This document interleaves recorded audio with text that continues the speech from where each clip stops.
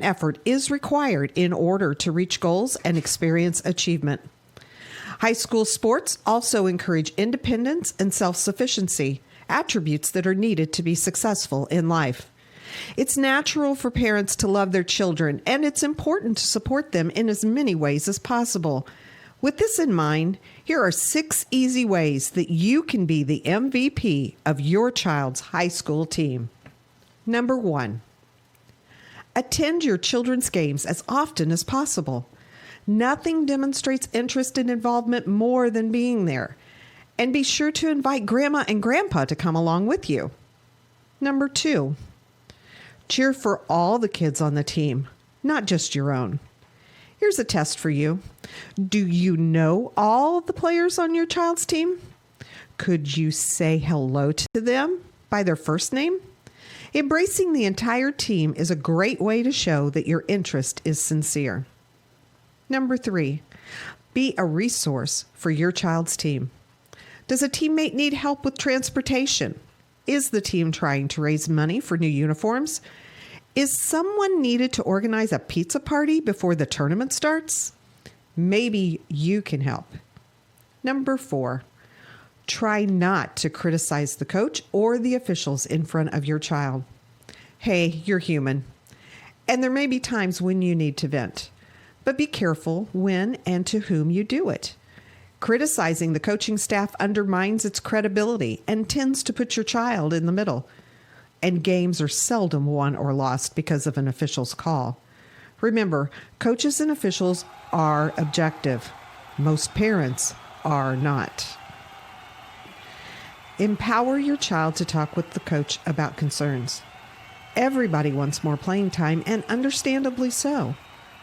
But encourage your children to have that conversation with their coaches instead of you doing it for them. Giving teenagers the confidence and conviction to speak up for themselves is one of the greatest benefits of participating in high school sports. Number 6, focus on the life lessons your children are learning, not on win-loss records or how many points they're scoring. According to the NC2A, only about 2% of all high school athletes win a sports scholarship, and the average value of it is less than $11,000. But every child will benefit from the lessons they've learned as a result of participating in high school sports for the rest of their lives. It's difficult being the parent of a high school athlete. There's far more emotion and social pressure involved than is ideal. But if you follow these 6 pointers, not only will your children love and respect you, but so will their teammates and coaches. And you might even be named MVP. Thank you for your support of high school athletics in Indiana. Stay tuned now.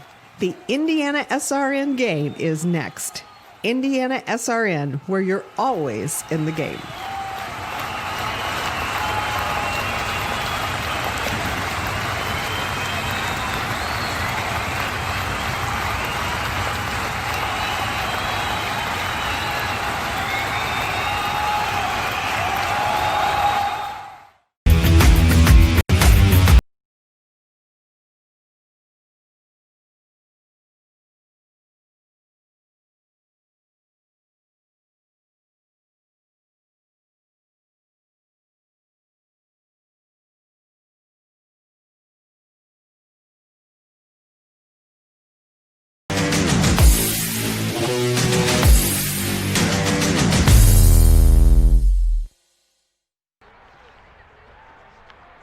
It's finally November here in Indiana, and that means most kids throughout the state are probably still munching down on some Halloween candy, but these kids on the field, they are prepping for some high school sectional football action here in the state of Indiana as we have sectional 38 action of IHSAA state football tournament between the number 8 Heritage Christian Eagles and the Eastern Hancock Royals. With my broadcast partner Keith Myers, I'm Kurt Darling, bringing you action right here on Indiana SRN and of course the IHSAA Champions Network broadcast brought to you by the Indianapolis Colts. Keith, we've got ourselves a pretty good matchup here tonight between two teams that are pretty familiar with each other. Yeah, they played each other week 4. It was a very good game up to the first half, and then all of a sudden a couple of breaks went Heritage's way and it busted it wide open. A cool night.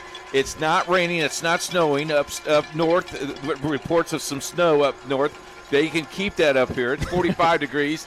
Wind is at 7 miles an hour. 70, as you'll see our picture tonight, 70 east and west is right directly in front of us. And that wind chill will come off that the interstate. It could be down at about 30 degrees tonight. Well, let's hope.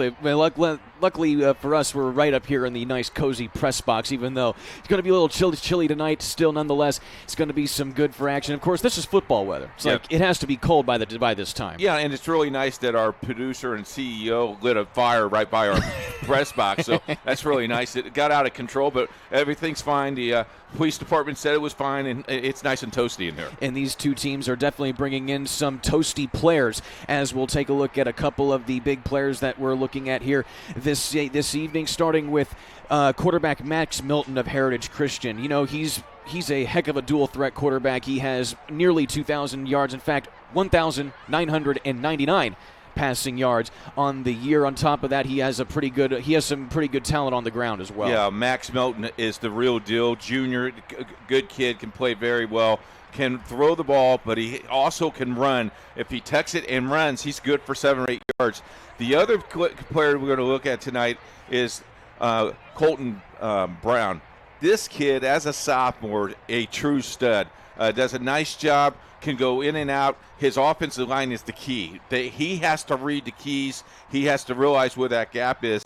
And really, he can fit into a small hole. And as you see, 343 yards in carries, 232 yards. I only had 2 yards when I was a high school player, let alone 232. So 32 touchdowns. That's the key. Those two are the key players. The other player we got to watch, kid that didn't play last week. Echo kid is now back full strength. He could be a very interesting player. 6'3", can go out and get the ball. I don't see anybody of Eastern Hancock can guard him because of his height. They'll throw it high, let him go get it. He's a basketball player. Go get a rebound and then go score. Harrison Eckel with 42 receptions and just under 640 yards on the seasons to go along with 7 touchdowns. Also an all-city selection. Yeah, it kind of neat. At the end of the year, all these kids start getting trophies and awards. And this Heritage team, a lot of people expected them to be about 500 and out of the tournament. They're very much surprised. I'm surprised they're 9-1. They have played very, very well. It could be very interesting. Eastern Hancock, on the other hand, has got those momentum. They were down last week with 45 seconds. They did not panic. They scored. This is going to be a good old meat grinder. And then we'll meet the guys on the other end of that meat grinder here now. And, of course, this Eastern Hancock team, they bring in a very high-octane offense, lots of passing through the air by the one and only number 6, Houston Swain. Yeah, Houston does a nice job. A good kid, again, knows the system, plays within the system. And if you can play within the system, you're going to be very successful. You look at his total yards, outstanding, 2,356 yards in passing, 32 touchdowns, only 11 interceptions. That's not bad. Got to put pressure on him and get him out of the pocket. Get him out of the pocket and makes him put some pressure on him. Might cause some fits. He's also having that stellar year only as a sophomore. So the Royals will have him for another 2 years. And, of course, one of his favorite targets is none other than J.P. Fox. Yeah, I love this kid.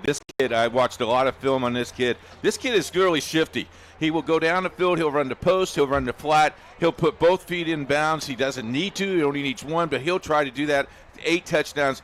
Great hands. This kid is very, very strong as well. And keep in mind, this is a two-way matchup, which means there's a lot of players that play both ways. Another guy to look out for on Eastern Hancock, 16, Garrett Friesen. Not only is he pretty solid on offense, he's actually more lethal on defense. Yeah, and he's the team leader as well. He'll talk very well. He'll be the coach on the field tonight, and he'll put guys in the box. He'll move guys. Watched a couple of films on him. He'll literally move guys out of the way, and he'll read plays, which is really good. Very smart player.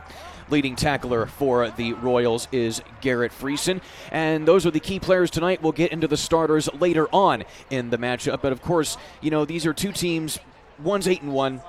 One just has one more loss. They Right. both have 8 wins on the season. And these two teams, they met each other before. A 38-20 win for Heritage Christian earlier this season, back in September. And we talk about that game, and Coach will even say, Coach Kyle Ray will even tell you, if it wasn't a couple breaks, that game could be tied, going in overtime. Who knows? And I think that would be the key tonight. Can you maintain possession of the clock? Because in any sectional game, coaches will tell you this is the toughest game to win. Is a sectional game. Now you got to win 2. Next week, if you win that one, you got to win 3, and that's tough. Everybody's got to be healthy. Everybody's got to be on the same page. But time possession is the key tonight. If you can control the offense and control the line of scrimmage, and you can hold the ball 6 or 7 minutes, you keep the other team off the field. That's pretty impressive. 2 high-octane offenses here tonight, and if you're Coach Kyle Ray on defense, I mean, you watch the film on this kid, Houston Swain. He's the 5th leading passer out of all the state of Indiana. That includes all 6 classes. What do you do against that kind of an arm? I think you add pressure. You put a little bit more people in the box. You disguise your defense. You may throw some blitz, or you may just back bounce. I don't think he's seen a lot of pressure this year as much as he'll probably see tonight. Could be very interesting. I think, though, as a sophomore, you can play in the kid's head. But, Coach has to, Coach Armstrong's been around a long time. He's got these kids playing exactly what they want to do, and they are at home. They feel comfortable at home. They didn't have to go on a bus and drive 45 minutes or 50 minutes to get here. They were here playing around in the locker room, listening to their jams and doing whatever they do to get ready for a football game tonight. Coach Doug Armstrong of Eastern Hancock, 11-9 in his career here, and just in only his second year, and they had a pretty tough game against Winchester in the opening round of sectionals. Yeah, talking to a lot of people, they really felt that Winchester really played well, more exceptionally well than they had all year long. So you go in that momentum. You're on in a away atmosphere as well. Winchester says they're one big play away from probably playing this game tonight. So you played a very good team in Winchester. You look at their strength of schedule. Both of these teams have played some big-time football and has come out being very successful. So, again, a good matchup. In Heritage Christian, they end up winning. They essentially win their conference this year. Well, that's kind of tough to say. They played in the Circle City Conference, and they, so you got Chittard in that conference, you got Guerin in that conference, you got Rock-Holly. Yes, they were 1-0 in that conference, but the team that won that conference, Chittard, was 4-0. So they only had to play one opponent, but they did have to play a 3A opponent in that conference. They have to play a 4A person in that conference. So you're right. They've been tested. They would claim that to be a I mean, they didn't lose. They didn't lose, so that's pretty impressive. I like that. I'm going to tell Kyle that at breakfast tomorrow morning. Hey, whatever makes you feel better about the the game here this evening. As we have Heritage Christian and Eastern Hancock in Sectional 38 action getting set here tonight, and 2 teams that are definitely very familiar with each other. Eastern Hancock having lost to Heritage Christian earlier this season. Eastern Hancock is 0-4 in the last 35 years against this Royals team. We'll take a timeout here. When we come back, we will continue to count down to kickoff here on Indiana SRN as the Eastern Hancock Royals will play host to Heritage Christian in Sectional 38 action. Don't go anywhere. You're watching IHSAA State Football Tournament on Indiana SRN, brought to you by the Indianapolis Colts. For the first time in forever, I feel like us. I feel like we're back to that place where we know what each other's thinking and feeling. Sometimes I think we don't have enough insurance. And then I think maybe we have too much.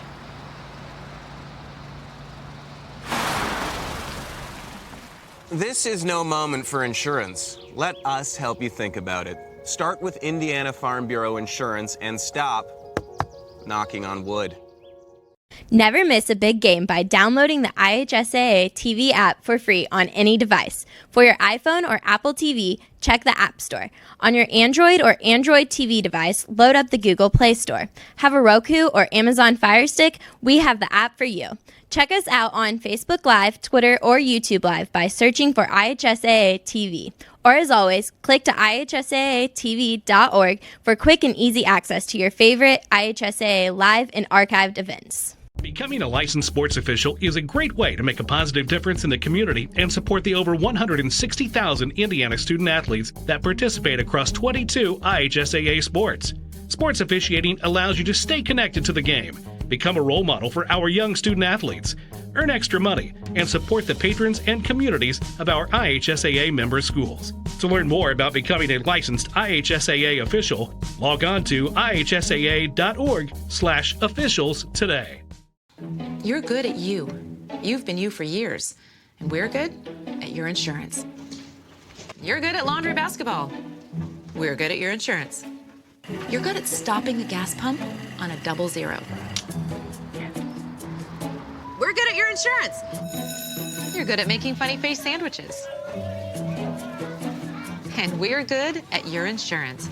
So start with Indiana Farm Bureau Insurance and stop knocking on wood. A solid crowd on hand here in Charlottesville, Indiana, in eastern Hancock County, where we are at Eastern Hancock High School. They're hosting Heritage Christian in the Sectional 38 semifinals here on Indiana SRN. With Keith Myers, I'm Kurt Darling, getting you set here for this big matchup here on the eastern side of the state. And also, Keith, we have plenty of other games going on here on Indiana SRN. Yes, we do. West Lafayette is visiting Gearing Catholic. That's our second webcast game tonight. Arsenal Tech is playing Southport at Southport. That's Arsenal Tech and Southport's first meeting in 25 years, believe it or not. Mount Vernon is at Newcastle. Newcastle and Mount Vernon are in the same conference. Mount Vernon won by 25 during the regular season.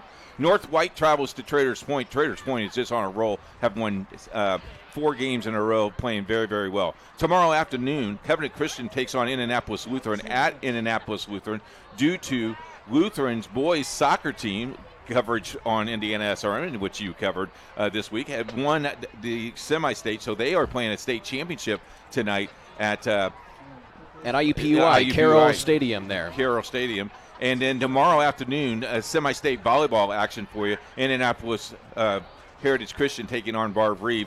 Game time is at 1 o'clock. We'll go on the air at 12:30. Alex Stevens and myself will have that game for you. So a lot of games in store for you this week. Next week, a loaded schedule as well. Cannot wait.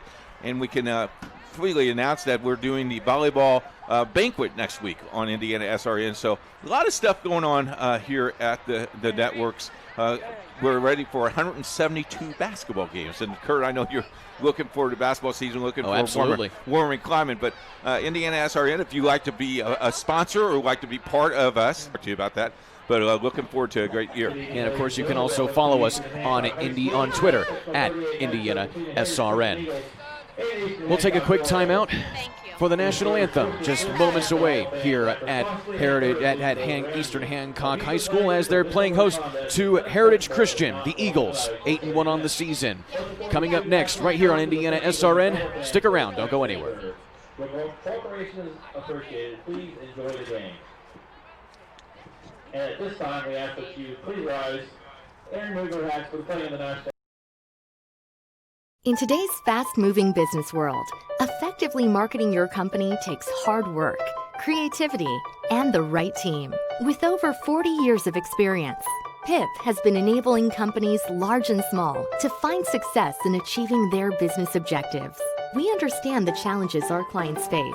That's why we have a variety of print solutions suited to fit your every need. Whatever your printing request may be, from a quick turnaround on a company brochure for an upcoming trade show, a direct mail piece that needs to be designed, printed, and mailed, to complex marketing projects, PIP is sure to have the right print solution for you. Nothing grabs attention like a well-crafted sign. It can transform virtually any surface into an eye-catching experience, boosting your marketing appeal.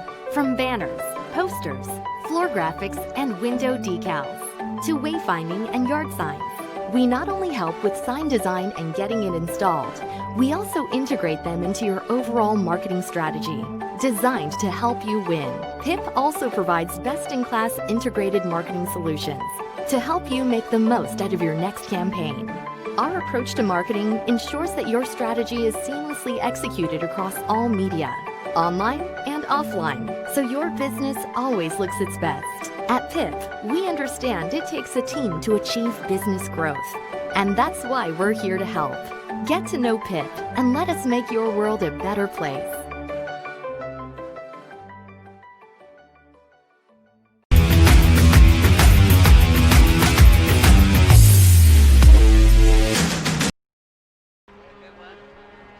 Ever so closer to kickoff here on the eastern side of the state. Eastern Hancock playing host to Heritage Christian here on Indiana SRN. With Keith Myers, I'm Kurt Darling, and Keith, as we talked about in the pregame, just two teams very familiar with each other. It's going to be a pretty good battle tonight. Yeah, you look at the tail of the tape here. Heritage Christian 9-1, Eastern Hancock 8-2. They played in week 4. The total yards 39-12, 46-24. That's incredible. Passing 20-39 and 23-94. I mean, they're so close. I think the key is the sacks. 24 sacks for Heritage Christian, only 18.5. I don't know how you get a half sack. I tried to get a sack the other day. You combined for a sack. White Castle tried to give me half a sack the other day, and I didn't take it. The turnovers are not on there, but Eastern Hancock leads them in turnovers. So I think that will be the key. If you have 3 keys tonight: ball control, no turnovers, and play to the whistle. You got to hit hard tonight, because if you don't hit hard tonight, you're going to get hit.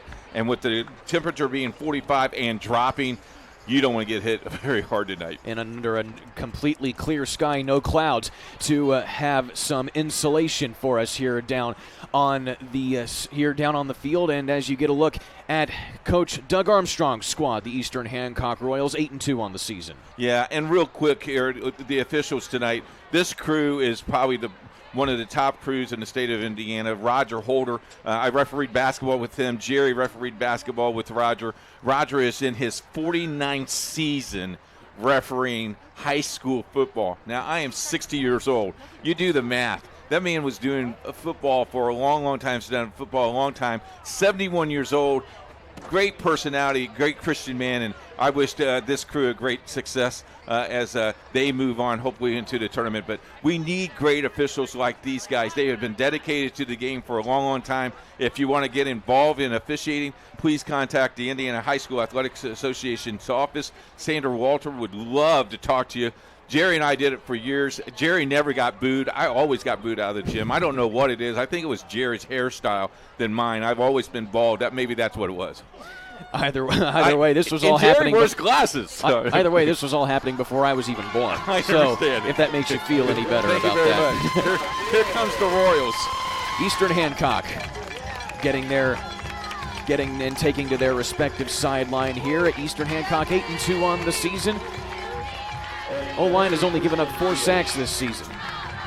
And also, Heritage Christian has beaten them all 4 times that they have met in their 35-year history of this series, as now Eastern Hancock takes to their respective sideline. Kyle Ray, in his 4th year as the head coach of the Eagles, 25-15 overall, coming off of a big win in the first round of sectionals, a 35-6 win over Northeastern. You know, both of these teams are ready to play, but I guarantee you both of these teams had the same routine today, just like they did regular season. They practiced all 4 days. They walked through probably earlier this afternoon. The same routine. You do the same routine year after year, game after game. I just love how the captains are now walking toward the sidelines and to the 50-yard line. So we're almost ready for action. Captains for Heritage Christian are Harrison Eckel, as well as Colton Brown, the sophomore. And also number 52, you've got Ethan Lowry, one of the big O-lineman linebacker tandems. I'll tell you what, Lowry, he's one of the understated players of this Eagles team. You know, Lowry last year was an all-city player. This year, a little bit of injuries here and there, but Lowry has played very, very well, as Heritage Christian has won to toss and has deferred. So they will kick, and Eastern Hancock will be on the offense first, and we'll see what kind of defense Heritage Christian will have. And, of course, they'll actually be able to see as well this high-octane offense of Heritage Christian, led by the quarterback Houston Swain, the sophomore. This season, 2,356 passing yards to go along with 32 touchdowns, as we discussed earlier in the broadcast. And Doug Armstrong, he describes his quarterback just really strong football IQ for a sophomore. Yeah, really strong IQ. He's playing very well. If you look at the field, you can tell the field. The field's in great condition. I would label this to be a fast track tonight. It's not a turf, it's all natural grass, but I think this field is probably the best field that we've seen in a long time. There's no dirt or mud anywhere on this field. The groundskeeper has done a great job keeping this in condition. I mean, we're in November and it's still green. And that's always a good sign. As take a look at the forecast, 43, 42 degrees now under a clear sky. And everybody's bundled up but ready for some football action here as Eastern Hancock has taken to the field, and now Heritage Christian will do the same. Caleb King going to be handling the kickoff and punting duties for this Eagles team tonight. Special teams could be very interesting tonight, Kurt. We'll see how that plays out as other games going on. We'll keep you abreast throughout the night. We'll also have our halftime show for you, scoreboards across the state of Indiana, thanks to our good friends at Morales Group's sponsoring our halftime show and the scoreboard show. Cole Rainbolt and J.P. Fox back to return for Eastern Hancock as the officials are getting a few things squared away with the players of Heritage Christian. And we're about set for action. Sectional 38.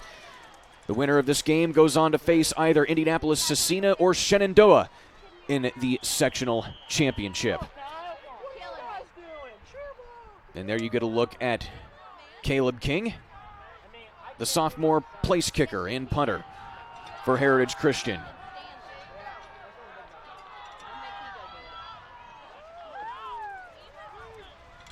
And King puts the boot in it, and we're underway here in Charlottesville, and it's fielded by J.P. Fox. And he will try to cut it to the right side, and then he has some daylight up the middle and is taken down at about the 30-yard line. And now we get our first look at the quarterback of Eastern Hancock, one Houston Swain. Last game he had a little bit of a subpar game, but it was nonetheless a win for Eastern Hancock. He was 19 of 25 for 173 yards and 3 touchdowns. No huddle offense. Got the first 5-10 plays scripted. And Swain is introduced to the defense early of Heritage Christian. On the tackle there, on the sack, Harrison Waltz coming from that outside linebacker position. Harrison Waltz shot the gap on that, Kurt. There's nobody that was free to open there. And I tell you who made that possible was Lowry. Slid into the slot. Watts just went right into their little slot, and now he's lost almost 10 yards. And now the chain is broke on the other side of the field. And now we have an official timeout, as it looks like there's, as you said there, Keith, a few issues with the chain gang. Yep. But now they've backed it up. 2nd down and 17 for Harrison Swan. And I think they're going to reset the ready for play clock. By rule, it was going down to 15. By rule, because we had a stoppage, it should go back to 25. And now the officials come over and talking to each other. This is great officiating, making sure everybody knows what's going on and telling everybody what they did. Good veteran crew. And now that everybody's set. Looks like we're looking at the main clock as they're resetting it to 1:24. Add a few seconds to the main clock, and now we're all set to go. So 2nd down and 17 here for Harrison Swan and the Royals. Swan fires his first pass and hits his running back. Gets a lot of that sack yardage back and then some. Going to be 3rd down and short here for the Royals. I tell you what, Swan, good job that time by Swan, is just to bait those linemen to come get them, and then they just set up the little screen, gain a good 11 yards, 12 yards, 2nd down and about 2. Jacob Johnson on the reception there. No huddle offense. Swan gives it right to his running back, Fox, and he goes nowhere. In fact, probably loses a few yardage on that play. It's going to bring up 4th down. And this is the first test here. Do you go for it for 4th and 1? This is a momentum changer, the first series of play. It's going to show 4th down and less than a yard, and it looks like Coach Armstrong is opting to go for it. Watch for the hard count here. Now we're going to have a false start penalty coming up here on Eastern Hancock, as it looked like That's like Swan was getting a little premature there going under center. Yeah, that's the quarterback because he was in the shotgun. He runs up to the center. Once he goes to the center, he can't come back out. Came back out, that's a false start. Now I think you'll probably have a punt here. And so now back in the punt formation is Houston Swan. High snap. And he gets the punt away, and the Eagles will let it bounce out of bounds at about the 40. They'll probably spot that at about the 39. No, right at the 40-yard line is where the Eagles will set up shop for their first possession of the evening. Indiana SRN will bring you high school volleyball tomorrow. It starts, the semi-state is at Columbus East. We'll be on the air at 12:30. Game starts at 1 o'clock. Heritage Christian taking on Bar-Reeve. You talk about the 1-5 team. That's a very interesting volleyball game. The winner of that goes to the state finals, which is next week at Worthy Arena up at Ball State. Someplace you're very familiar with. I went to Indiana State. Oh, that's right. you went down the other side. Max Milton and the Heritage Christian offense getting their first whack of the evening. Here's Milton looking over the middle and incomplete to his receiver. Looks like he was looking for Asbell on that play. Yeah, Asbell was wide open, just dropped the ball. My football coach told me if you touch the ball, you should catch it. So I never tried to touch the ball, Kurt. Actually, Nate Thompson was the target on that one. The numbers getting a little jostled up there on the field. Now 2nd down and 10 for Heritage Christian.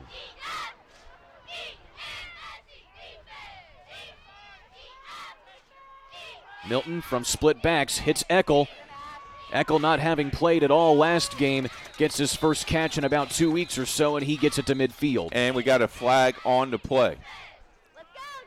And this one looking like it's going to be coming back, and it's going to be a hold on Heritage Christian, so that'll back them up 10 yards from the previous spot. So both offenses here go to shaky to start here.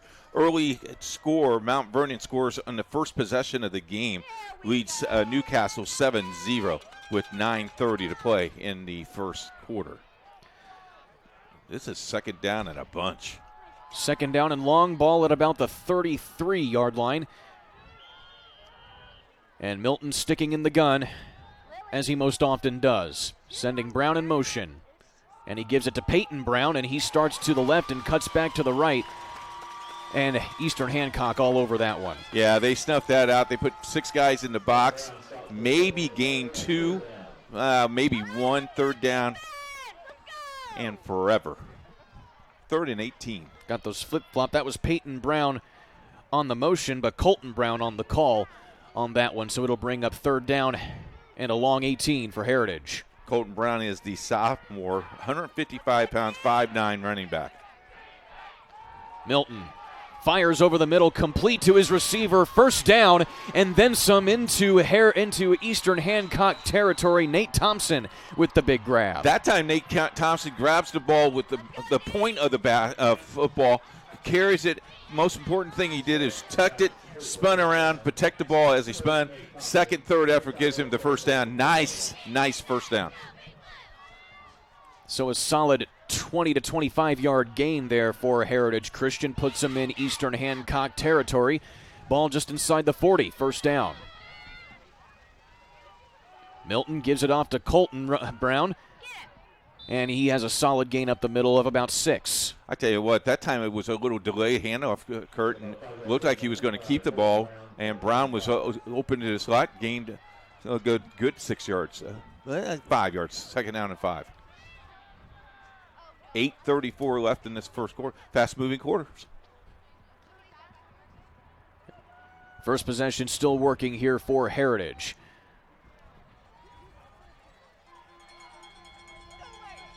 Milton to throw. Once again, hits Nate Thompson out of the slot. He picks up a 1st down and maybe gets a yard after that. Tell you what, there was a couple guys open in the flat, but good job again. Thompson carried the ball, protect the ball, gets the 1st down. Is it 1st down and 2nd 1st down of this series? Got to remember there was a penalty, a 10-yard penalty for holding, so they've overcome a couple of things here. And Nate Thompson already having an efficient day. 2 catches out of 3 targets. He had 22 catches all year long. He's really come on in the second half of the season.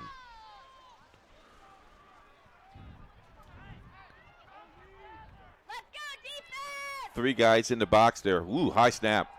Here's Colton Brown on the call, and again goes nowhere on that one. So Eastern Hancock really efficient on stopping the run here. I got a feeling during practice this week they had a practice scrimmage and stopped number 25, and they probably screened him and probably going to mirror him the whole entire night.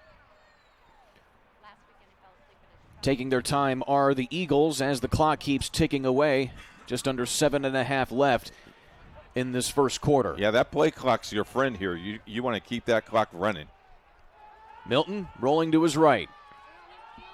And it goes nowhere with that one again, looking for Thompson. I don't know where he was looking because he was throwing that ball to the right. Thompson was not even close there. So now we go third down and what do you call that, 10? Yeah, third down and just north of 10 yards or so. Ball at the 30-yard line.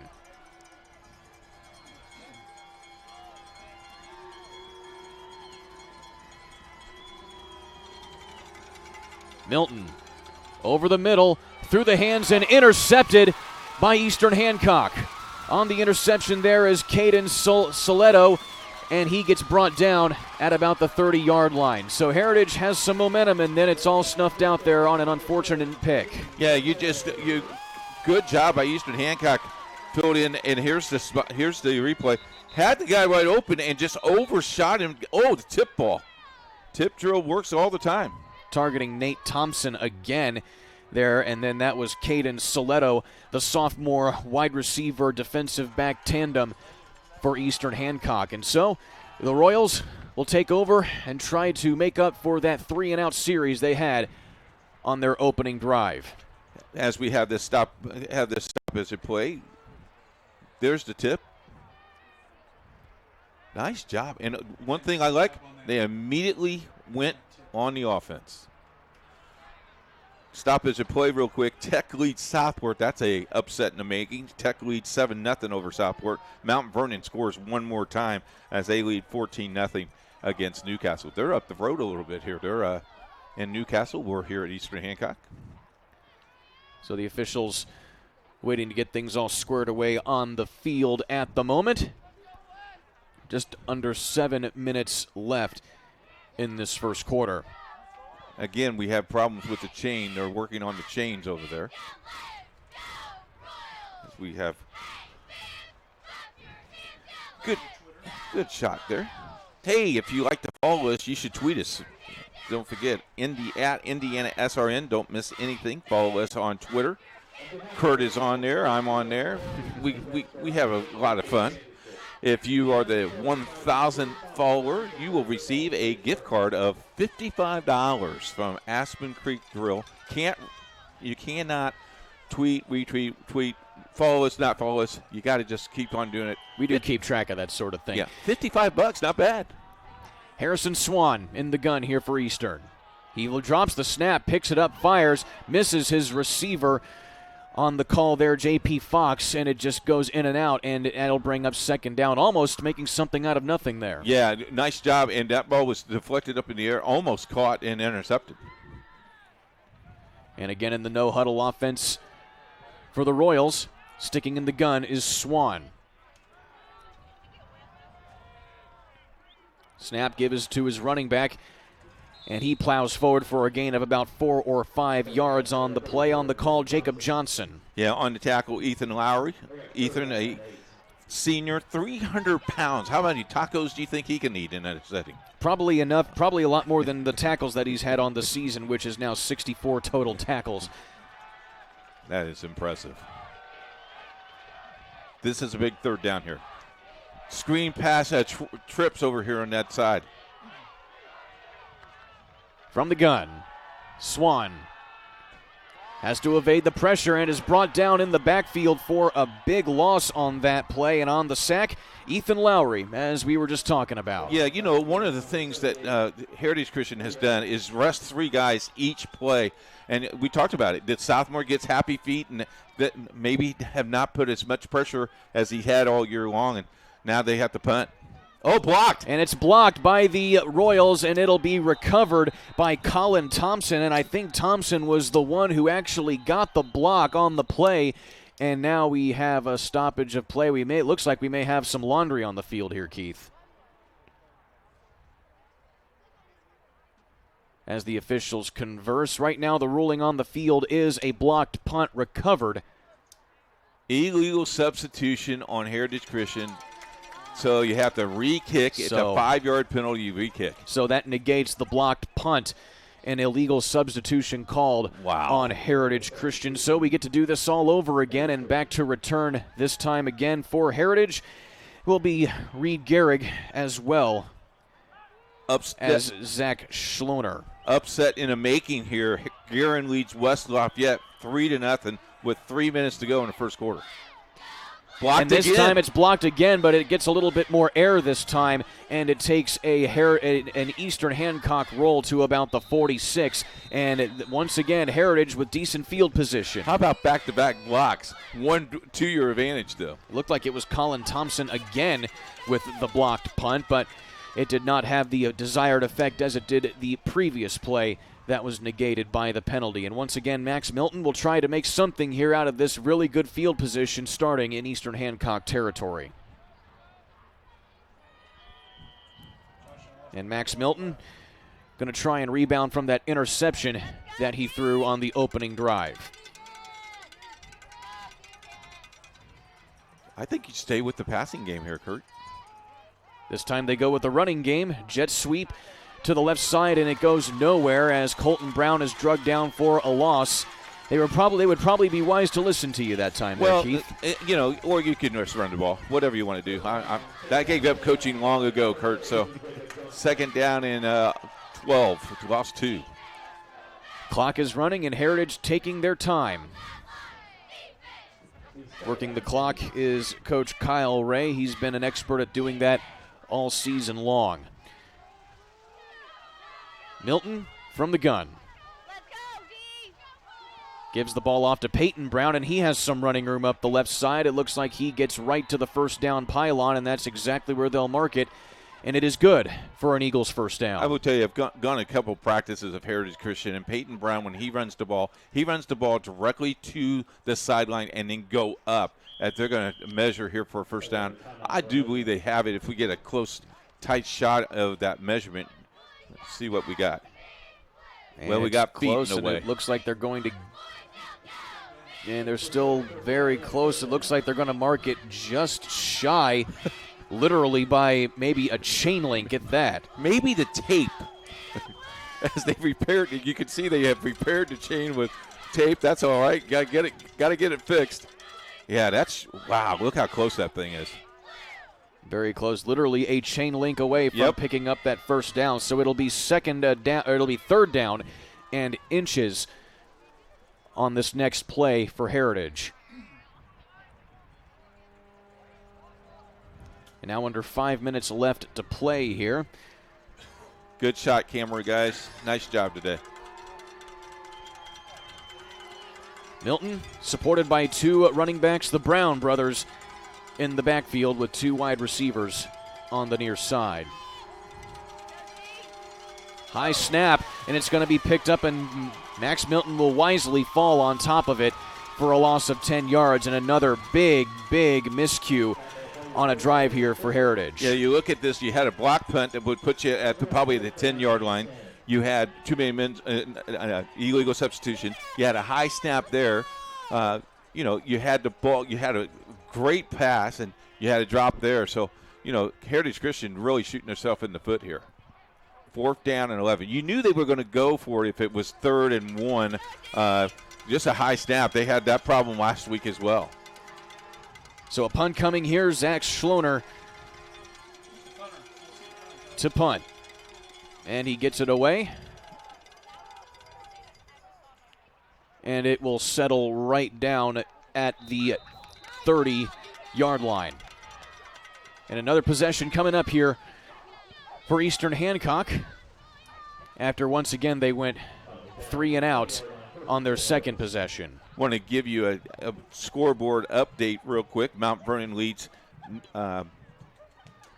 14-0 over Newcastle. Tech leads Southport 7-6. Guerin and West Lafayette. West Lafayette just scored, makes it 7-3. Swan gives it off to his running back Johnson. He tries to turn the corner and gains about 3 or 4 yards on that play. Going to bring up 2nd down and 6. Just to update you real quick, Kurt, Tech just scored on an interception, makes it 13-6. That could be a major upset. And Traders Point just scored over North White, makes it 7-0. We'll keep the scores coming right here on Indiana SRN. Here's Houston Swan in the gun, 2nd down. Gives it off to Johnson again, and he gets piled up right at the line of scrimmage, maybe picks up a yard on the play. Lots of calls to Johnson. We haven't seen a whole lot of J.P. Fox tonight. Yeah, I'm surprised here. Now with 3rd down, I think he'll be in the mix here. Johnson still in the backfield.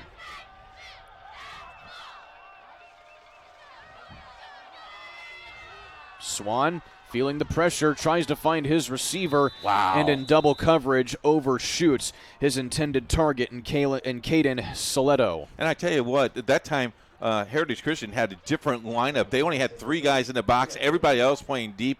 They're just begging him to swing the ball in an incomplete pass, 4th down. Again, turnovers or change of possession. Whoever scores first, I think, will maybe settle down here. I think both teams are filling each other out.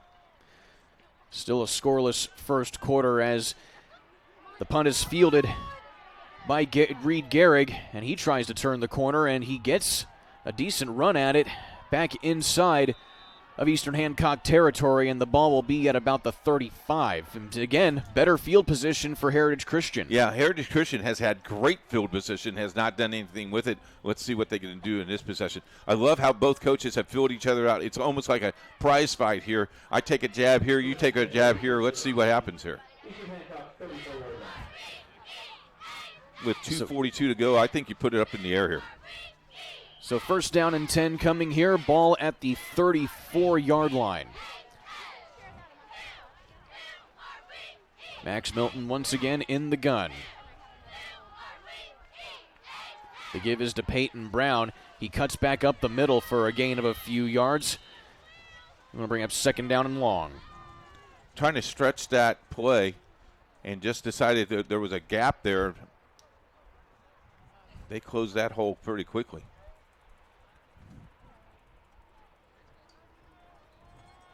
How about this? The weather, it's dropped down to 40 degrees. Just getting closer and closer to freezing. Yeah, let's go. Just don't snow. Split backs for Max Milton. High snap again. He gets the handoff to his running back, Peyton Brown. Flag on the play as Brown gets it up past the 30-yard line. You may have a hold here. And Heritage Christian going to be walking it back, it appears. Yep. And that is indeed what it is, Coach. And so that'll back him up another 10 yards. The second time they've been called for holding tonight. Yeah, you can't grab outside the jersey and then yank the guy down to the ground. I think that's going to be called every single time. Another great call by the umpire here. So 10 yards down. These high snaps are really not good for Heritage Christian. They got to keep those snaps down. That's our fan club over there.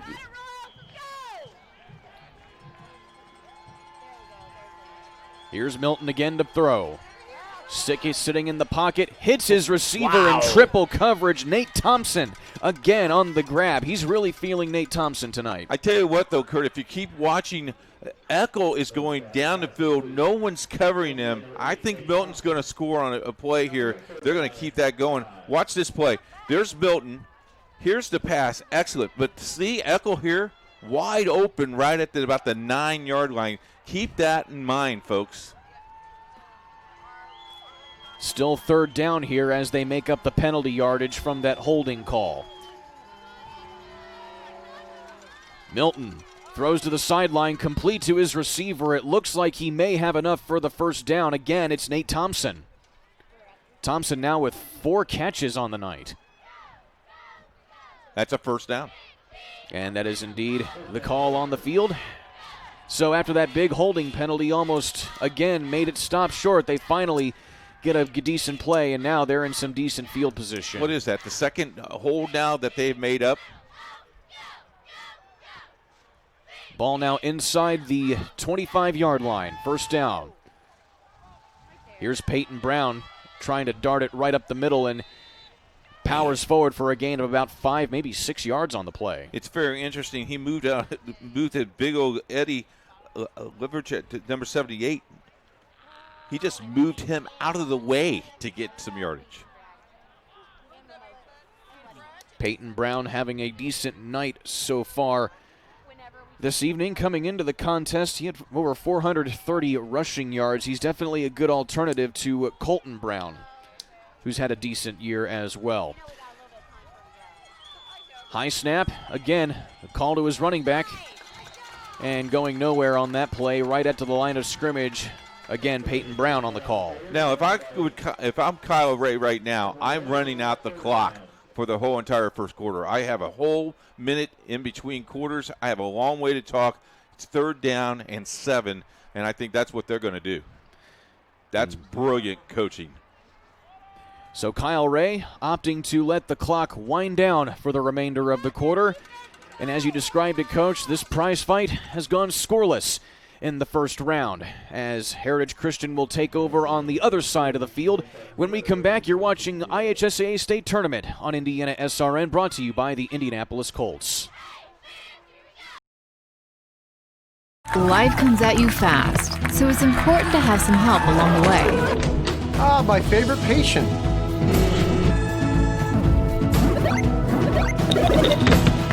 Ah, my favorite patient. When the dust settles, it doesn't always end as anticipated. Embrace the journey and care for the ones around you. My favorite patient. For everything else and every stage in between, my favorite patient. Methodist Sports Medicine is here for you. Parents, do you like free food? Hike it on over to Prodigy Burger and Bar, where Monday is family night and kids eat free. Every day you can find daily specials featuring craft burgers, tacos, wings, and more. Prodigy is now playing the NFL Sunday Ticket on more than 25 TVs, so you won't miss a second of your favorite teams. Prodigy also caters, hosts private events, as well as dine and donates. Celebrate your school spirit with us at Prodigy Burger and Bar. More than just burgers, located in Clay Terrace in Carmel.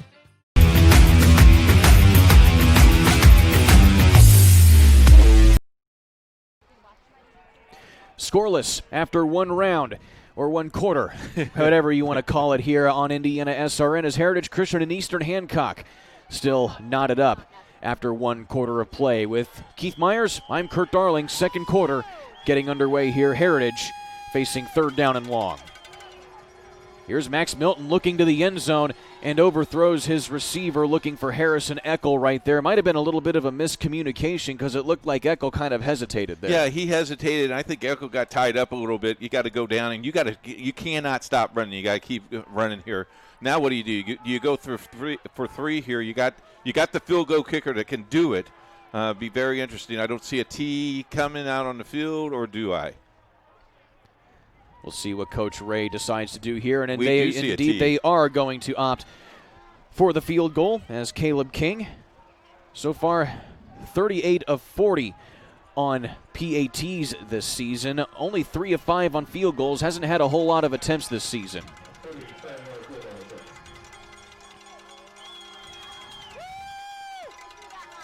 So call it about a 35-yard field goal here for King. His snap is down, the kick is on the way, and it is just off to the right, no good. And we remain knotted with goose eggs on the scoreboard after that missed field goal. Just looks like the ball just died. Again, you're in cold. It's 40 degrees. Last week it was 55 degrees. Those temperatures make a big difference. That ball is like kicking a stone once in a while. So after the missed field goal, Eastern Hancock will take over on their own 20-yard line. Now, high school football is totally different. Now the spot is the line of scrimmage. Here's a pass complete from Swan to his wide receiver, Cole Rainbolt, his first catch of the evening. And that'll bring up 2nd down and short here for Eastern Hancock, who has yet to pick up a first down tonight.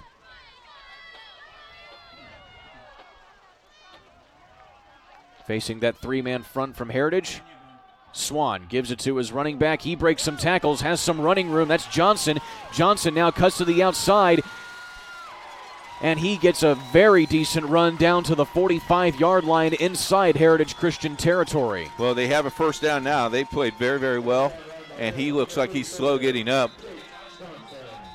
And the clock will stop here as they deal with the injury timeout here. Looks like Jacob Johnson slow to get up. He's on his sideline, so they can easily move him off the field if need be, but they're going to make sure that he is okay and out of harm's way before they continue play. Got some scores here real quick as we had stoppage. The Battle of Lawrence Township, Lawrence Central and Lawrence North. Lawrence Central leads 7-0. Traders Point 13, North White 0, West Lafayette 7, Garin Catholic 3, Southport and Tech tied at 13. Mount Vernon leads Newcastle 14-0, and we just got an update. Newcastle now leads, Mount Vernon leads now 21-0. Jacob Johnson able to walk back to his own sideline under his own power, but he was favoring his right leg. Getting back to the action here, Houston Swan working a first down and 10 here after a big long run from Johnson into Heritage territory.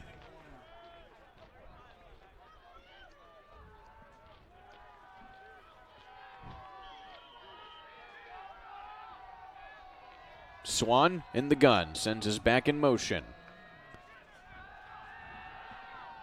Swan with all day to throw, looking for his receiver, intercepted. Heritage Christian. And on the interception there, none other than Zach Schloner. Nice job by Zach catching that ball. I like the sportsmanship there, Kurt. Both players went to get the ball. Ball was intercepted. Both of them tapped each other on the helmet. Look at this. This is the end of the play. Nice job. Look at this. This is great sportsmanship, folks. This is what it's all about. Great job, boys. So Zach Schloner on the interception there, already having a decent night on defense as well as offense. Now it saves Heritage Christian after that big run. And now Heritage going to take over again, still knotted up at zeros here in the second quarter. Milton looking into traffic there for Brown, and it falls incomplete. Brown has gotten a bit heavy workload here tonight. Peyton Brown, the senior. He sure has.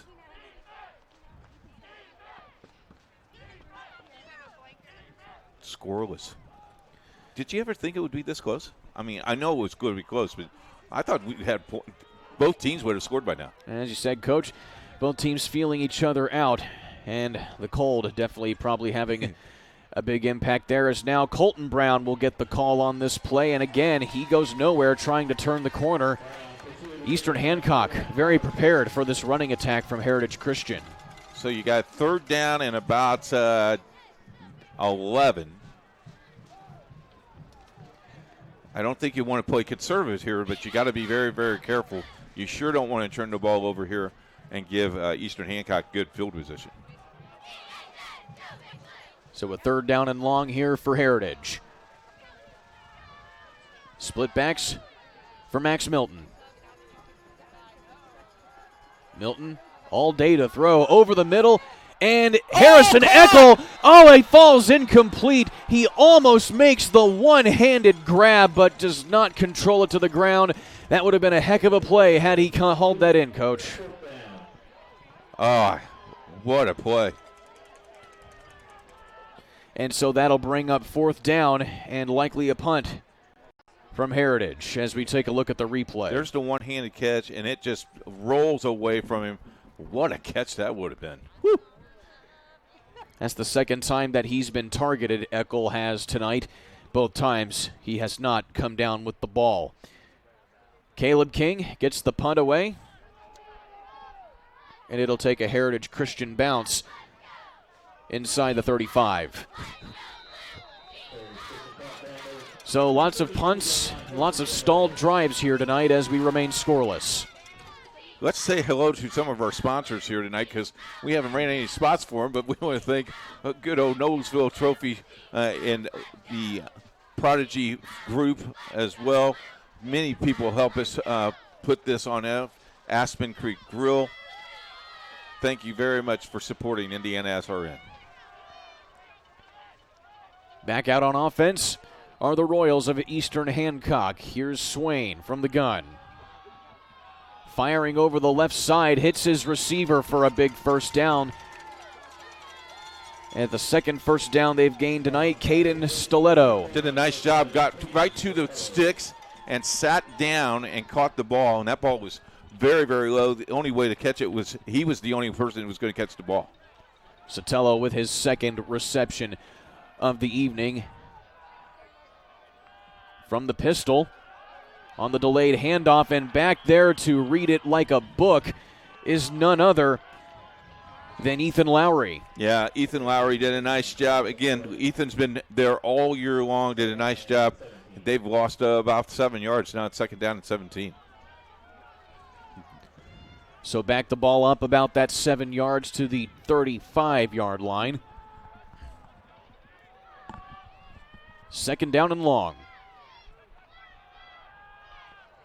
Quick out and overthrows his receiver, Cole Rainbolt. Another third down here for the Royals. Again, great officiating as you see the head linesman went right to the line of scrimmage and make sure that ball was not going forward, making sure that ball was going forward, not backwards. Signal to the referee it went forward, incomplete pass. Great officiating, good position by that lineman. Third down and long. They got to get to the 48 to pick up a first down. Here's Swain rolling now to his right. Fires and nearly intercepted again by Heritage Christian, but it falls incomplete on the coverage. Harrison Waltz. And again, Eastern Hancock going to have to give the ball up here. Yeah, they were going to. The intended receiver was Solis, the sophomore, just was not move. You got to move for the ball. You got to help. You got to understand your quarterback is in trouble. You got to go to the ball. How many punts is this? Is this our fourth punt? This will be number 5. Thank you. For Eastern Hancock. So there's the punt away from Houston Swan. It'll take an Eastern Hancock bounce. It bounces into the hands. That's a live ball, and it is taken by Reed Gehrig on that one. That took a very unfortunate bounce there for Gehrig. You know, Garrett's going to go to the sidelines, and he's going to say, I won't do it ever again, Coach, and he's going to say, good. You just drop down to the ball. And so after the scare on special teams for Heritage Christian, they'll set up shop between the 30 and 35-yard line. Still no score, even after Heritage Christian has actually started on the opposite end of the field in this same spot. They have not been able to come away with any points. Also, Eastern Hancock having a hard time getting their offense rolling as well. Here's Milton from the gun. Fires to the right side, nearly picked off, but falls incomplete. Chase Centergren on the coverage. Tell you what, both teams have really kind of forced it, and you do not have to force it right now, boys. Just take your time. Both teams, take your time. Just play your football, and you can tell a little bit of pressure, a little bit of nerves here. Want to say hello to Wes Snyder, who's listening to the broadcast, one of our sponsors, the College Hunks and Movers. Second down and 10 for Heritage.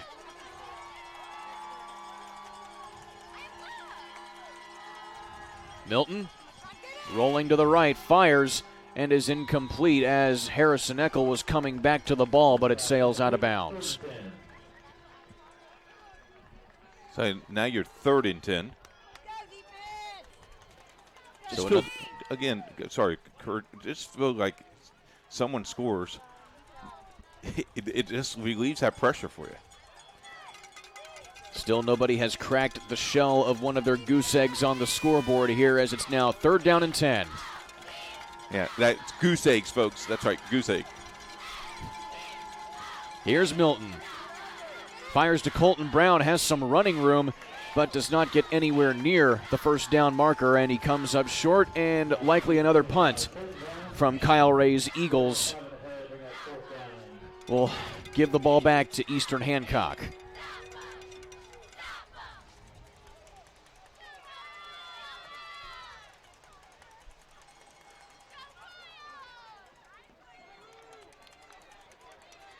And so back to receive the ball for the Royals will be Cole Rainbolt, the punt return specialist. Caleb King again to punt. And gets the spiral punt, taking a Heritage bounce down inside the 25-yard line, and that's where it will be downed. And Houston Swan, again, another chance to try and break the stalemate. But he'll have to go a long way to do it. Here's your update scoreboard. Thank you very much for College Hunks and Movers. Mount Vernon leads Newcastle 21-0. That's in the second quarter. Tech and Southport at halftime, 13-13. West Lafayette and Guerin Catholic. West Lafayette 7-3. Traders Point and North White 13-0 Traders Point. And Lawrence North and Lawrence Central 7-0 Lawrence Central. Battle of the Lawrence. Swan from the gun hits his receiver for a gain of about 9 yards. Rainbolt on the reception. So that's a decent play there for Eastern Hancock to try and get some rhythm moving. Call it second down and 8 now, or second down and 2 rather. A gain of 8 yards.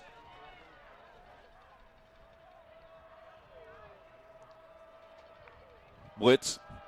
Swan gets it away, hits his receiver, Caden Sotelo, on the reception again, and that's a big first down for the Royals. You know, Eastern Hancock has changed their philosophy a little bit here, Kurt. Now they're going 5 yards at a time. They were going big chunks, didn't work.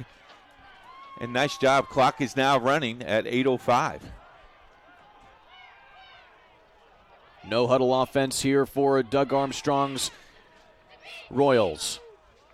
Swan gets away from the blitz, and it's intercepted by Heritage Christian again. And no, they're going to say that was incomplete, but a very good coverage package there from Kyle Ray and his defensive coordinator, Sam Asbell, on the coverage. Wow. Quick throw, though. He felt the pressure.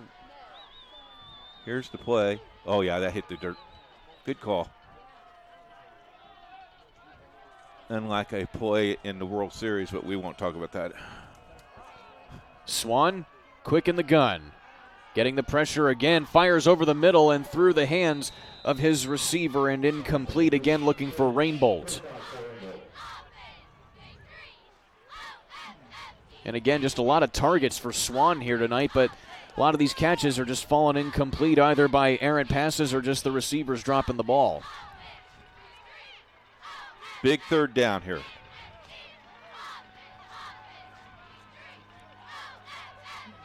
So third down and 10 for Eastern Hancock.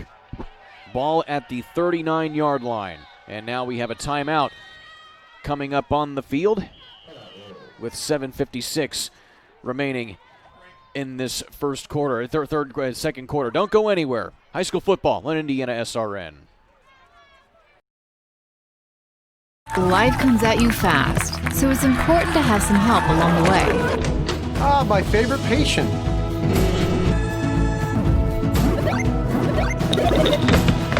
Ah, my favorite patient. When the dust settles, it doesn't always end as anticipated. Embrace the journey and care for the ones around you. My favorite patient. For everything else and every stage in between, my favorite patient. Methodist Sports Medicine is here for you. Parents, do you like free food? Hike it on over to Prodigy Burger and Bar, where Monday is family night and kids eat free. Every day you can find daily specials featuring craft burgers, tacos, wings, and more. Prodigy is now playing the NFL Sunday Ticket on more than 25 TVs, so you won't miss a second of your favorite teams. Prodigy also caters, hosts private events, as well as dine and donates. Celebrate your school spirit with us at Prodigy Burger and Bar. More than just burgers. Located in Clay Terrace in Carmel.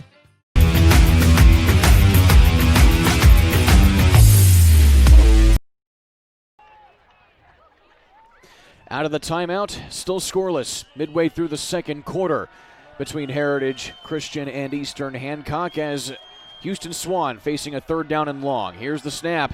Has to get away from the pressure, and that ball's tipped and batted down by that big defensive line of Heritage Christian. You got Joel Sled in there on the SWAT as well as Ethan Saltzberry. How about this? Sled is only unbelievable. Sled is 5'11", 265. Big stocky defensive tackle there for Heritage Christian with 1 sack on the year. As again, Houston Swan back to punt the ball here. And again, Coach, probably looking for a block here. And no, that's a fake, and it's picked up a first down. What a play by Eastern Hancock on the fake punt and the throw over the middle to Landon O'Neill and a big first down. And what a momentum changer. And that fake was called on the line of scrimmage. If you look at we probably don't have the replay, but before the replay, the end yelled a play, and the punter nodded, and there's the fake.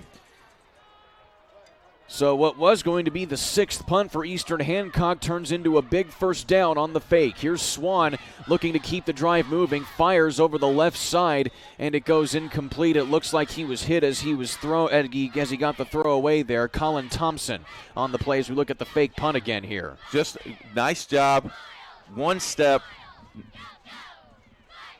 And, you know, when your punter's the quarterback, it's pretty easy to do once in a while.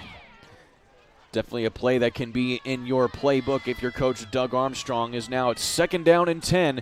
Eastern Hancock working in Eagles territory.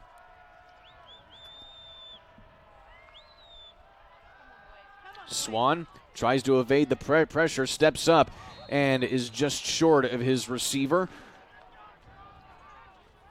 And they're looking again for Landon O'Neill. Actually, he was looking for Ashton Smith, the 5'8 sophomore. Stay with us at halftime as we'll have some halftime scores and some features coming at halftime your way.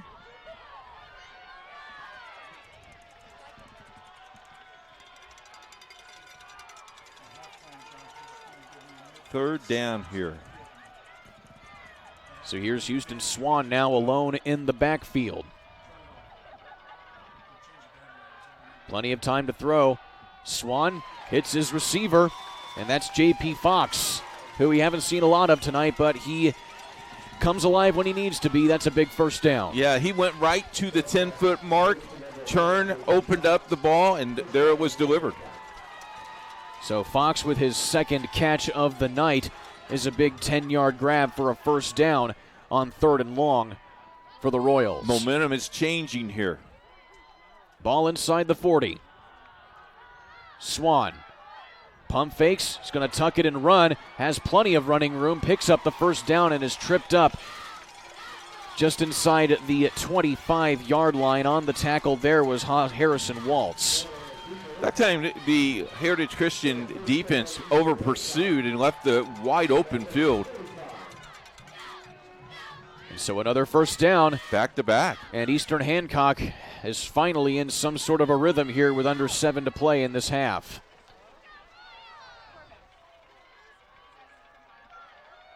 Swan alone again with plenty of time, now feeling the pressure and is sacked in the backfield. A big grab there by Ethan Lowry, his 2nd sack tonight. Wow, that's a great defensive play. And that'll stall some of the momentum here that Eastern Hancock has built up over the last minute or so, backing them up. Call it at about the 33-yard line. Yeah, you lost almost 7 yards on that play. And now Eastern Hancock taking their time on the clock.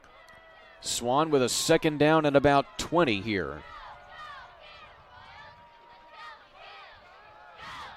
Swan quickly gets the ball out of his hands, hitting his receiver for a gain of about 6 yards. On the reception there was Rainbolt. And I know we're only at 3rd down, but do you go for 4th down, or do you? How's your field goal kicker? Because any points right now is crucial, I do believe. Garrett Friesen checking into the ball game here in the backfield to support Harrison Swan. getting the block. Swan gets rid of the ball, picks up the first down on the reception. Caden Sotelo. Did he get the first down? That is awfully close there, Coach. It looks like he may have gotten it. There we go. Yes, he did. And so they're going to give him the first down here, and that puts the ball inside the red zone. Oh, wait a minute. They're going to make it short. They're going to call that fourth down and very, very short here. And it's decision time for Coach Doug Armstrong, but it looks like he's already made it. Wow. That catch was awfully close to the first down marker, and they call him out of bounds just shy. So fourth down and a chain length, and now they're going to stop play here, and it's a timeout called by Eastern Hancock. With 5:03 left, still scoreless here at Eastern Hancock. Don't go anywhere. High school football on Indiana SRN.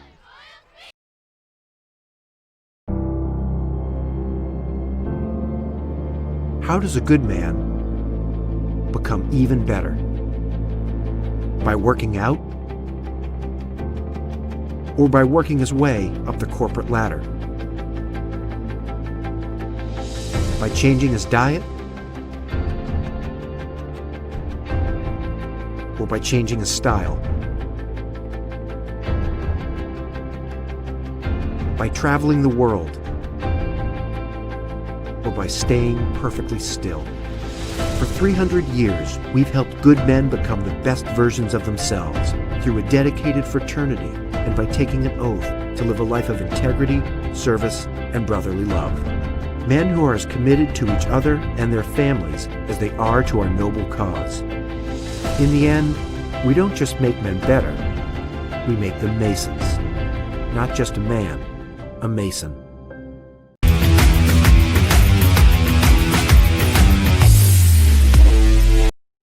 Right back to the action, and Harrison Swan easily picks up the first down as he keeps it himself, and he's slow to get up there, but he gets helped up by his teammates all right there, as that'll be a big first down. Oh, but he's limping. Look at him. And he is limping, but it looks like he's not going to let that affect his play, since most of his play runs through his arm rather than his legs. But we'll see what Coach Armstrong decides to do here now, as Swan, even with the limp, is staying on the field. First down inside the red zone for the Royals.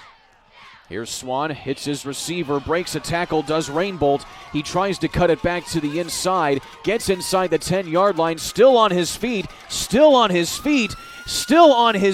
and he gets inside the 5-yard line. What an effort by Cole Rainbolt. That's second, third, and fourth effort right there. That is awesome defense, offensive line making holes for him. He was carrying 4 or 5 guys. As he broke the tackle here, he just keeps on moving, holding on his back there. Colin Thompson trying to bring him down here. He gets some support from his fellow linemen and gets it inside for a first and goal to go situation with 4.5 minutes remaining in this second quarter, as now the officials are trying to figure out where exactly they want to spot this ball, and they figure out exactly where. It's about at the 3-yard line, and now first down and goal for Houston Swan. Swan fires, touchdown! On the reception, J.P. Fox, and the Royals draw first blood on the 8th-ranked Eagles of Heritage Christian. Nice.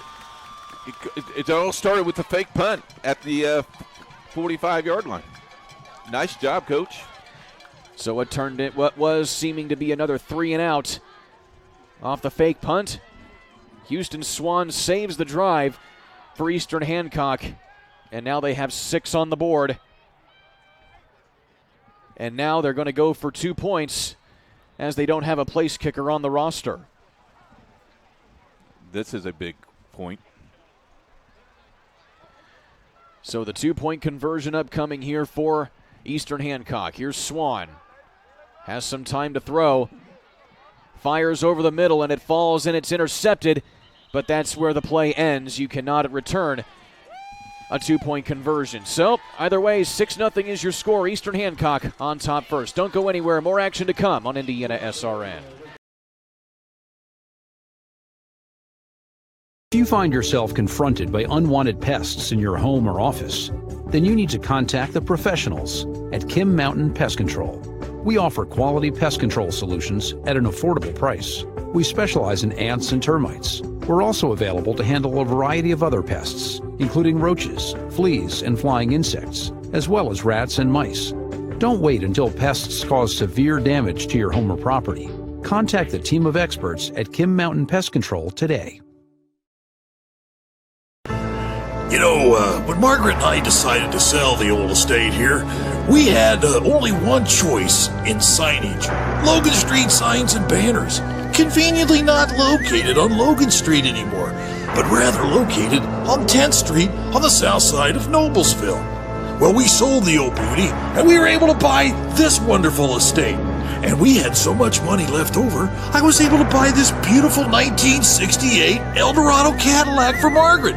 Only 472,000 miles. Margaret loves it because it's got those big seats and that heavy-duty suspension to support her svelte frame.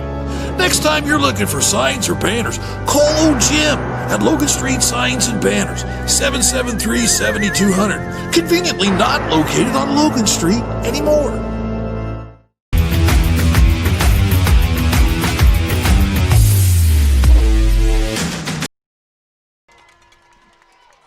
Back to the action here at Eastern Hancock as the Royals have drawn first blood in this sectional semifinal over Heritage Christian. 6-0 is your score. Off of the kickoff, Heritage Christian will start things now at about the 27-yard line.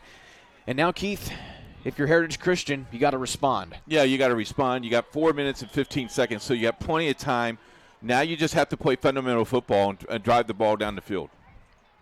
Max Milton in the gun. Gives the ball off to his running back, Brown. He starts to the right, then cuts back left, and has a solid run of about 7 yards. And if that's, you get 7 or 8 yards each time, that's very important. As when I coached this game, we wanted 4 yards on each play. So if you do the math, 4 times 3 is 12 yards, and in third down, you get the first down, and you keep on moving down the field. So second down at about 3 here. Not bad for a math major, is it? Exactly. I got it.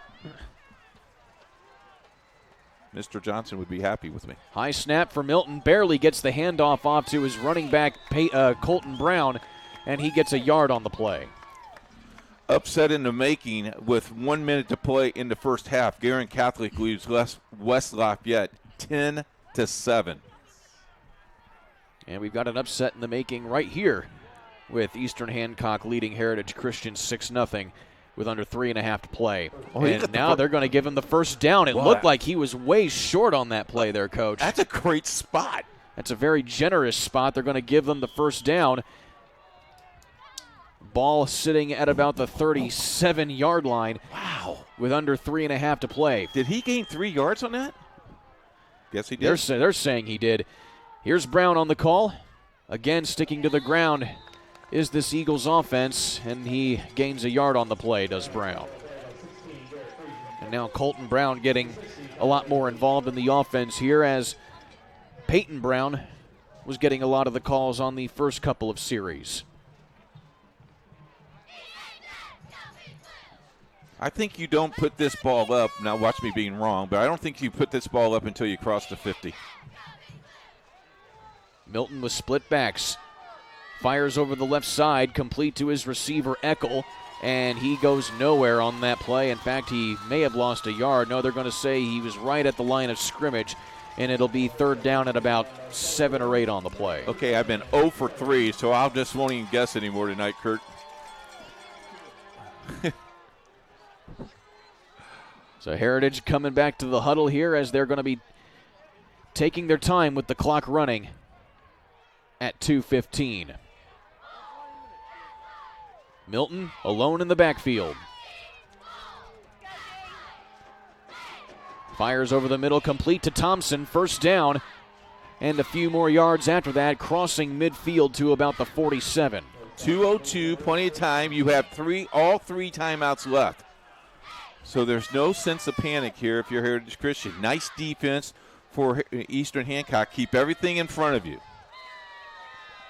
And now the official's going to stop the clock, and Eastern Hancock will call their third and final timeout with just under 2 minutes to play in this ball game. We'll take a timeout. Don't go anywhere. More action here on Indiana SRN.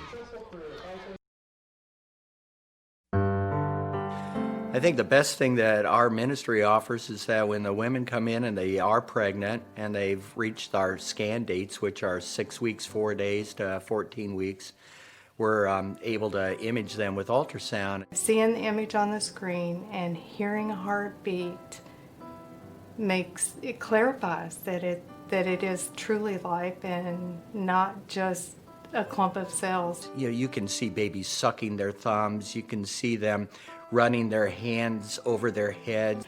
It shows them what God is doing on the inside that they don't feel or don't even think is real, but they see a real image of a real baby on the screen. It just breaks my heart when a woman, no matter what her circumstances are, that she decides to end that intrauterine pregnancy, that she decides that she's better to go on her own without that baby.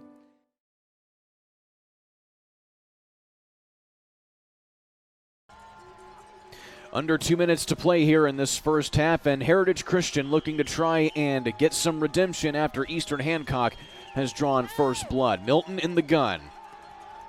Fires over the middle, complete to Peyton Brown, and that's a big catch by the senior running back to get it to the 25. That's a 40-yard pass right there, pass reception. Nice job. Ball was, no, I'm sorry. Yeah, 45. We were at the 50, is that right? Yeah, nice 25-yard pass play. Milton fires to the right side, complete to his wide receiver, Thompson. That's his favorite target tonight as we take another look at that Brown reception. Brown went right to the post, folks. The post means it went right to the middle of the field to where the goal post is, opened right up, and then they went right back to the wide side of the field. So Heritage Christian now in business inside the red zone of Eastern Hancock.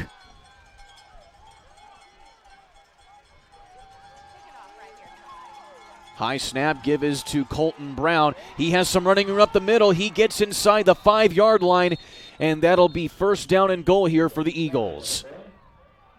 Solid run there by Colton Brown, and he's showing why he's the leading rusher on this team this season. We actually have a flag on the play here, and it looks like it'll bring it back. And again, another holding call here, Keith. Yep. It will continue to shoot you in the foot if you continue to do that. Got to keep your hand inside. So the holding call will negate the big running play for Colton Brown, and it'll back things up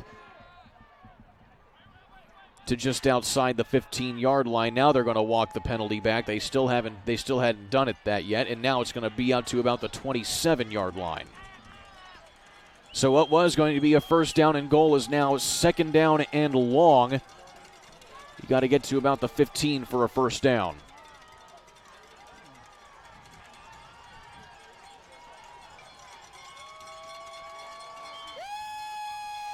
So still waiting to get the spot here as the Eastern Hancock faithful are coming alive. He counted 12 yards instead of 10. Moved it back 2 yards. So back to the original line of scrimmage goes the ball. Second down and 10. Milton fires over the middle and just out of the reach of his 6'3" wide receiver, Harrison Eckel. Shake it up a little bit. Nice job. Yeah, you go here. You go third and fourth down here. Get the first down as you're at 127. You got plenty of time. You still got 3 timeouts left. Third down here for the Eagles. Blitz coming. Milton fires, and it's batted down by the Eastern Hancock defense. On the bat was Connor Schultz, the senior defensive back, who came in there on the blitz. What a wingspan that kid had.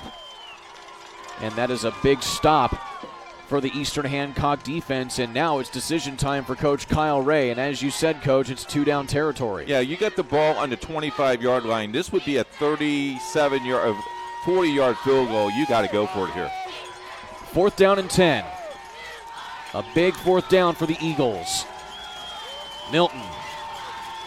Plenty of time to throw. Fires. Complete. Touchdown! Touchdown, Eagles! Wow. What a grab, and who else but Nate Thompson. How about Thompson catching that ball at the highest point and then keep control of the ball when he's going to go down to the ground? Wow. And that notched the game up at 6 apiece, and Heritage Christian can get the extra point catch. here. Look at this catch.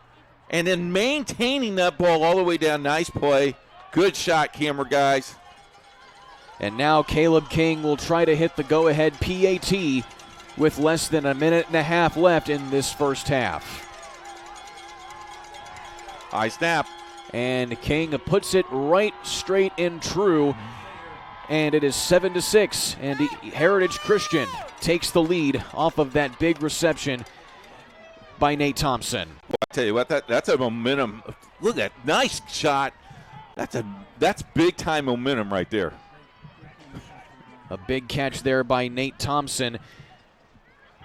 That has been the tandem of the night, Max Milton to Nate Thompson. He has targeted Thompson well over 10 times tonight, and Thompson has made about 7 catches, and one of those for that touchdown. And as you said, Coach, earlier, a couple scores, it loosens the game up a little bit. Yeah. And better late than never. Yeah, you did not want to go into halftime down, I don't think, at all. How about this? West Lafayette just scored with 19 seconds to play in the first half to make it 14-10. How would you like to be at that game? About as much as I'd like to be at this game here, Coach. I'm right with you. As we've definitely got a bout going on right here, as both teams going scoreless in the first quarter have now busted the can of worms open to get a couple scores on the board. And Heritage Christian, off of the big PAT from Caleb King, gives them the go-ahead lead.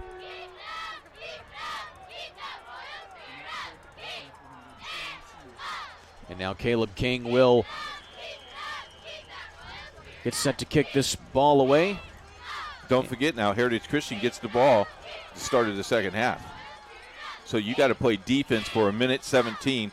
And Eastern Hancock, you're out of timeouts. So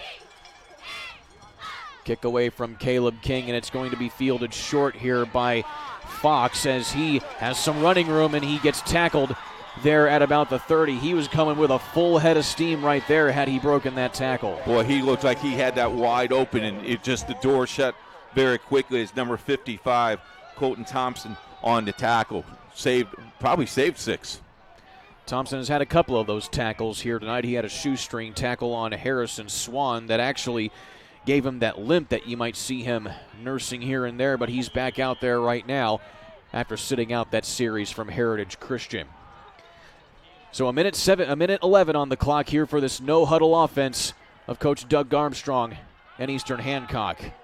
And they give the ball right to their running back right out of the gate for a gain of about a yard, and Eastern Hancock has no timeouts. The clock runs.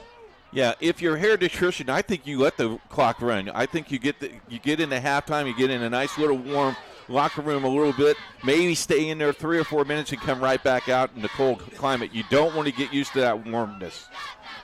Eastern Hancock taking their time here as they go no huddle. They're going to let the clock continue to run below 40 seconds. Swan in the gun. 2nd down and 9. And again, they give the ball off to their running back. This time it's going to be Garrett Friesen on the call. And I think you're right, Coach. They're looking to just take this thing to halftime. Play clock is at 40. You don't have to run a play here. But here's one thing. You want to stay on the field until they go down. I have seen teams go down walking off the field, and a team is still in the offensive huddle. And so the clock ticks down to 0. And after a scoreless first quarter, Both teams each get a pair of touchdowns, but it's the extra point from Caleb King that has put Heritage Christian in the lead. 7-6, your halftime score. Big first half there, and you were right, Coach. Things busted open there after teams got on the board a little bit. A couple of turnovers here and there, some block punts, and you just feel like both teams were filling each other out, seeing what was going on, and a lot of nerves. But you got to remember, both quarterbacks are underclassmen. Both running backs are underclassmen. So you might see that in a big game like this because, a turnover here costs you 6 points, could really ruin your season. So very smart coaching. I think both coaches played it to the closest to the vest. I would think Kyle Ray, because he gets the ball that started the first half, second half, they might open it up a little bit, see what happens. But we got a long 15 minutes or so before we find that out. But some great football, some great talent on the field. It's been a lot of fun. And, now it's dropped to 38 degrees, so it'd be 32 before we get done here. Well, that's the thing here, Coach. It's like now it's getting colder, and you're getting back into the locker room. What's the chances that we might see a similar third quarter that we saw in the first quarter? Well, one of the things that I can remember back in the coaching staff at Cecina is we played in a cold climate day. Ott Hurley put us in the locker room for maybe 2 minutes, Kurt. Then we came right back into the elements, and we sat on and we didn't sit, but you started running out and stretching on the field.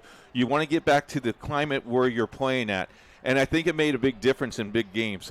We'll see what both coaches do. Doug Armstrong's been here a long time. He knows some of the trick of the trade. Kyle Ray is beginning to learn some of those things.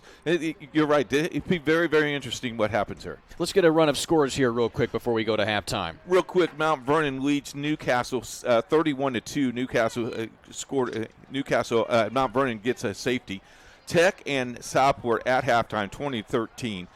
West Lafayette just scored to go into halftime 14-10 over Guerin. Traders Point just scored once again, makes it 20-0. That is at halftime now. Lawrence North and Lawrence Central 7-0. Lawrence Central over Lawrence North. We'll keep you posted, and we'll have lots of scores for you coming up at halftime right after this. You can also follow us on Twitter at IndianaSRN to get updates on those scores. Don't go anywhere. After halftime, we will have third quarter action coming at you next between Eastern Hancock and Heritage Christian here on the IHSAA Champions Network on Indiana SRN, and brought to you by the Indianapolis Colts. Parents, do you like free food? Hike it on over to Prodigy Burger and Bar, where Monday is family night and kids eat free. Every day you can find daily specials featuring craft burgers, tacos, wings, and more. Prodigy is now playing the NFL Sunday Ticket on more than 25 TVs, so you won't miss a second of your favorite teams. Prodigy also caters, hosts private events, as well as dine and donates. Celebrate your school spirit with us at Prodigy Burger and Bar. More than just burgers, located in Clay Terrace in Carmel. Our family has been very happy working with Wallflower Pictures, because they make sure that I get the acting skills that I need in this industry and the education that I need. Wallflower Pictures supports UV's journey in the industry. They're very passionate about his growth, and they're very professional and attentive to our needs. And I truly believe in the projects I've worked on, like For the Boys and The Walk. We love working with Wallflower Pictures.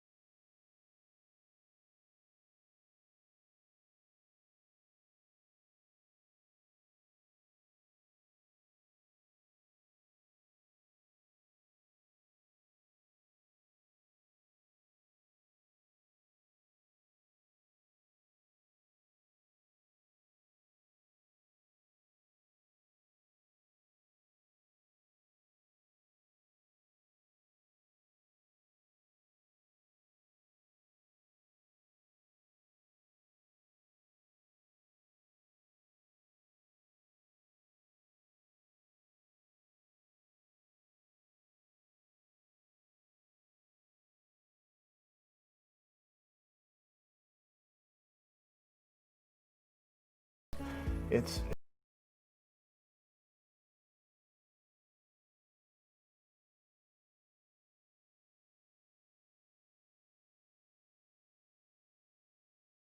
In athletics, we embrace the school's mission to glorify God, pursue excellence, and disciple students.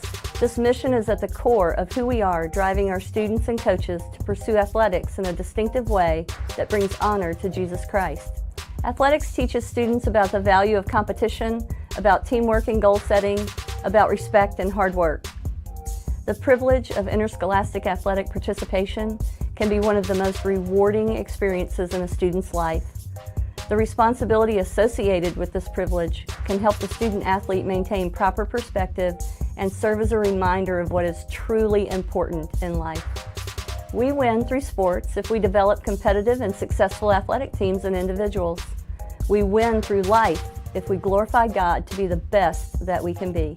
As we build on our statewide reputation of athletic excellence that emphasizes sportsmanship and outreach, I look forward to seeing how God will continue to use Heritage Christian Athletics to impact our community. The greatest thing ever said about mankind was that we were made in God's image. And I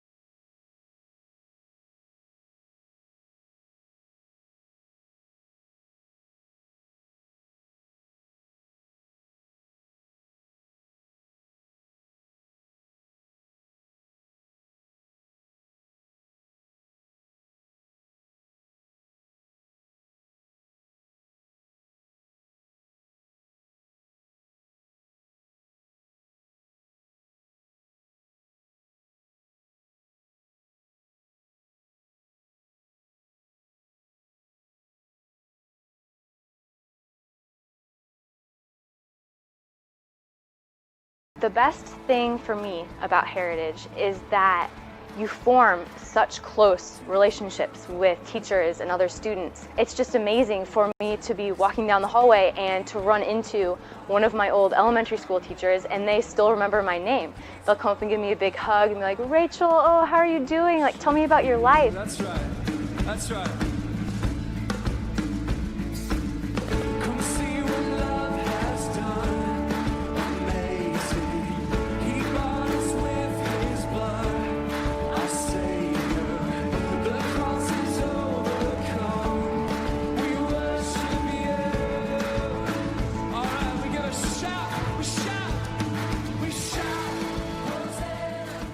We are integrating a biblical worldview into everything that we do here. Every class that we have, every relationship that's here on campus, every athletic activity, team, club, fine arts, that's part of the value proposition of discipleship here at Heritage. And how our faculty and staff speak into and pour into our student lives is so important. And you see that in so many ways. You see it obviously in the classroom, but you also see it with teachers who lead clubs, who are talking and tutoring with students after school, who really care about what's going on in our students' lives, and they're there to make a difference. I am Heritage.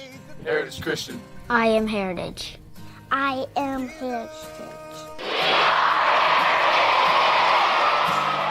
Every hurt and every sting, he has walked the suffering, he knows. Life comes at you fast, so it's important to have some help along the way. Ah, my favorite patient.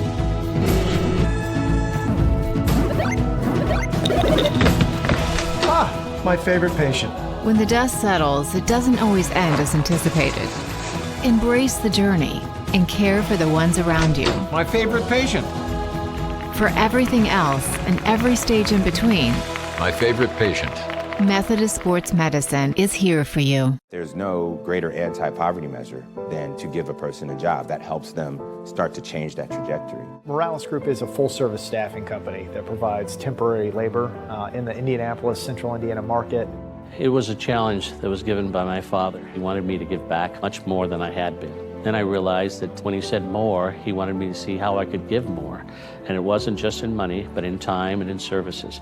And that's how the Morales Group was created. I started off at Morales Group as an intern. I interned for 3 years before going on full-time staff here. What I love most about Morales Group is that big family aspect. I come from a big family in Mexico, and since the company is continuously growing, I feel like there's always a new member of the family that I get to know. We're willing to give. We're willing to serve others, and we're not expecting something in return. Come talk to us. We would love to work with you.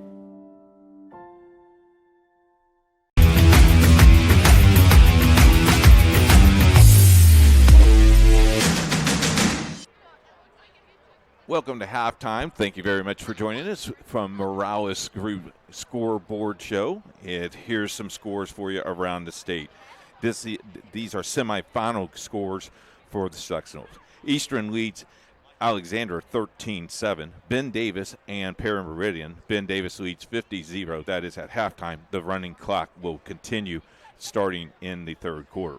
Brownsburg and Avon, who is one of the favorite teams, Brownsburg leads 20-7. That is at halftime. South Vermilion and Cascade is scoreless at the end of one. Center Grove leads Columbus East 24-0 at halftime. Covenant Christian and Lutheran, that game is going to be on Saturday due to the Lutheran boys in the soccer state finals. Tipton and Eastbrook, that was a 7:30 start. It is scoreless at the end of one. Here at Eastern Hancock, Heritage Christian leads 7-6 at halftime. Franklin Central leads Columbus North. Franklin Central keeps on winning. They're leading 7-0. Milan and Hagerstown, that score 6-0 as Milan just scored. We'll keep you updated on that game for the extra point in just a second. Carmel leads Hamilton Southeastern in a surprise 21-0. Peru and Heritage tied at 0 at the end of one. Park Tudor scores with no time left in the first half. They lead Indiana School for the Deaf 6-0. If Park Tudor wins that game, it will be their third sectional win in 2 years. Clinton Prairie and Lafayette Central Catholic scoreless at the end of one. Lawrence Central leads Lawrence North at halftime 7-0. Lafayette Jeff and Maryville is scoreless at the end of one. South Adams and Monroe Central leads 15-6. Homestead and Noblesville just starting up at Homestead. Warren Central and North Central, Warren Central leads at the end of half 10-0. Tri and North Decatur leads 6-0 at the half. Western Boone and North Putnam scoreless after one. Lewis Cass and Rochester, Lewis Cass leads 40-3 at halftime. Cecina and Shenandoah at the end of one, scoreless at 0. South Putnam and North Vermilion leads 21-6. Tech and Southport at halftime 20-13 Southport. Traders Point and North White at halftime. Traders Point leads 27-0. As we mentioned before, Mount Vernon leads Newcastle 31-2. Other scores going on throughout the state. Triton Central keeps winning as they lead Paoli 27-8 at halftime. Madison Grant leads and Union City, best team they've had in 5 years. They lead 28-14 at halftime. Westfield and Fishers, Westfield leads 28-0. And Pike and Zionsville scoreless at the end of the first quarter. Don't forget Indiana High School volleyball for you tomorrow, starting at 1 o'clock. The number 2 team, number 2 semi-state in 2A, Bar Reeve, number 1, taking on Heritage Christian, number 5. We'll take a break. We'll have a lot more for you right after this. You're listening and watching Indiana SRN, where you're always in the game. For the first time in forever, I feel like us. I feel like we're back to that place where we know what each other's thinking and feeling. You know, sometimes I think we don't have enough insurance. And then I think maybe we have too much.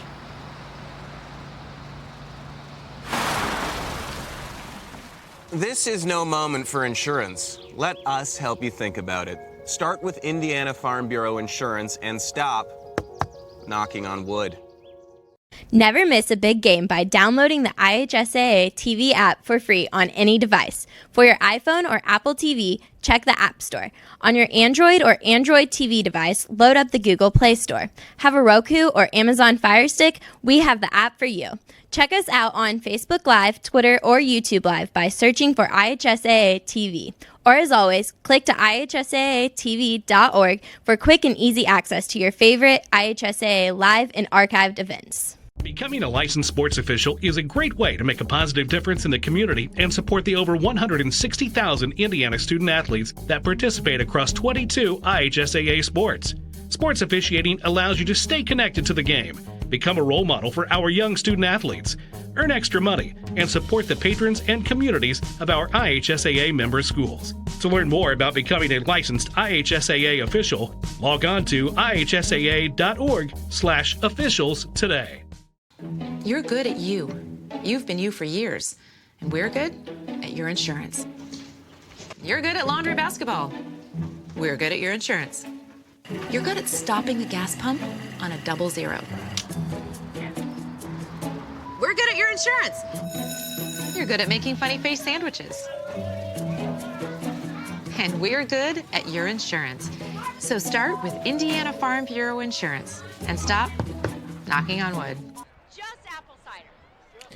Getting set for second half action here in Eastern Hancock as the Royals trail the Eagles of Heritage Christian at number 8 in 2A, 7-6. With my broadcast partner Keith Myers, I'm Kurt Darling, and Keith, we had a slow start to the game, but things picked up there close to the end of the first half. Yeah, and if you notice, Heritage Christian is already out on the field and been on the field for maybe 2.5 minutes. So maybe that strategy of getting them back in the element is exactly what you need here.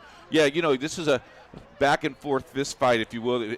First quarter, Eastern Hancock did a nice job scoring.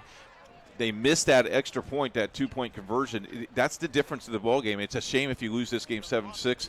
But I think we're going to see a lot of offense in the second half. I think both offenses will open up, and we'll see what happens. And, of course, a lot of offense is normally generated through the arm of Houston Swan, the sophomore quarterback for Eastern Hancock. Had a little bit of a tough time in the first half. Yeah, a little bit of pressure maybe that he's not too used to in the regular season. Don't have as much time as he had earlier in the year. Coach Armstrong will probably make some adjustments on that and see how that will work. I think if you double stack and have your guards penetrate the safeties of Heritage Christian, that could prevent that. But very interesting to see how they both come out here in the second half. Well, and you were talking a lot up there about the Heritage Christian defense and how they've been able to get a lot of that pressure on them. A lot of that pressure actually coming from that big tandem right there of Ethan Lowry and Colin Thompson. Yeah, you know, Ethan has done a nice job. He's a senior. He's one of the best football players. He was on the cover of Indiana Football Digest, Paul Connery's great magazine. He was on that this year. So, you know, Ethan's the real deal, and he's got a lot of help. And it's a team effort tonight, and that's a great thing. Max Milton has actually had a pretty decent night throwing the ball, kind of looking like what we were kind of expecting out of Houston Swan on the opposite side. But Max Milton, he's made a lot of very, very impressive throws, most of which have actually gone to Nate Thompson. I think more the thing that impresses me more with Milton is he has grabbed a lot of missed snaps, had over his heads, jumped and got them. If he doesn't go out for basketball, Corey would be very upset, I think, because the kid has some vertical.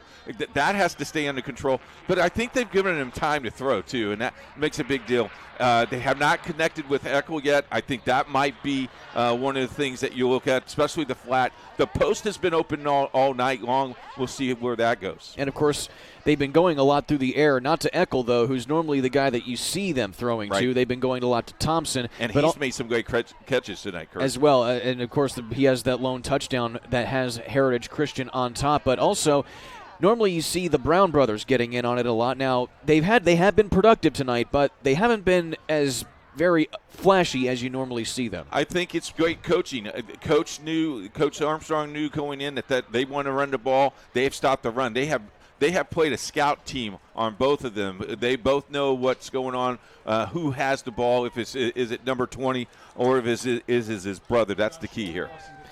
So we'll see what happens going into this second half as both teams going to try and duke it out for a chance to play either Indianapolis-Scecina or Shenandoah in the 2A Sectional 38 sectional final. Well, we have about 30 seconds here. We want to congratulate you, Kurt, from the Indiana High School Athletic Association has announced their state championship lineup, and an Indiana SRN boy has made it into the booth. Congratulations by doing the 4A. Now, if you need some help, Jerry and I can carry your bags and make sure that we take you to the stadium, whatever you need. Pardon me? Are you talking to me? Jerry's saying they don't judge popcorn. Speaking of, you had the popcorn. What's your grade tonight? I have 8.5. Oh, an 8.5. Why? 8.5. Well, you know, the trophy was won already, so I can't give out another one. But you can't do a postseason tournament? No, I can't because, you know, a little bit more salt, and they probably been a 10. But and congratulations to Heritage Christian. They won the Golden Kernel Award this year. Ah, there you go. Yeah, there you go. But no, thank you very much for the accolades there, Keith. I really appreciate it. No problem. Just don't forget to sign that check over to Jerry Collins and Keith Myers. We'll see how it happens here. Okay. Heritage Christian going to be starting the second half with the ball. They deferred to the second half after winning the coin toss. And before we get to the kickoff here, Keith, what are your 3 keys to the second half? Got to watch, make sure they don't onside kick here, first of all. But I think right here in this first possession for Heritage Christian, they need to make penetrating move. And if they score, this could be a very long game because I think defensively they'll sheer up. But control the line of scrimmage once again and control the clock. But if they onside kick earlier last week, we'll see what they'll do this year. So here we go. Back to kick is J.P. Fox for Eastern Hancock. And here we go as the kick is away, and it's going to be fielded at about the 30-yard line. And on the return is Zach Schlamer, and he will get it to about the 40. I'll tell you what, Zach has played a really good game. Good, sure hands, caught the ball about the 29 and ran up and down the field. That's what you want to do. It's now the ball standing right there at the 39-yard line, going in. Let's see what happens here. So solid field position off of the return from Zach Schlamer.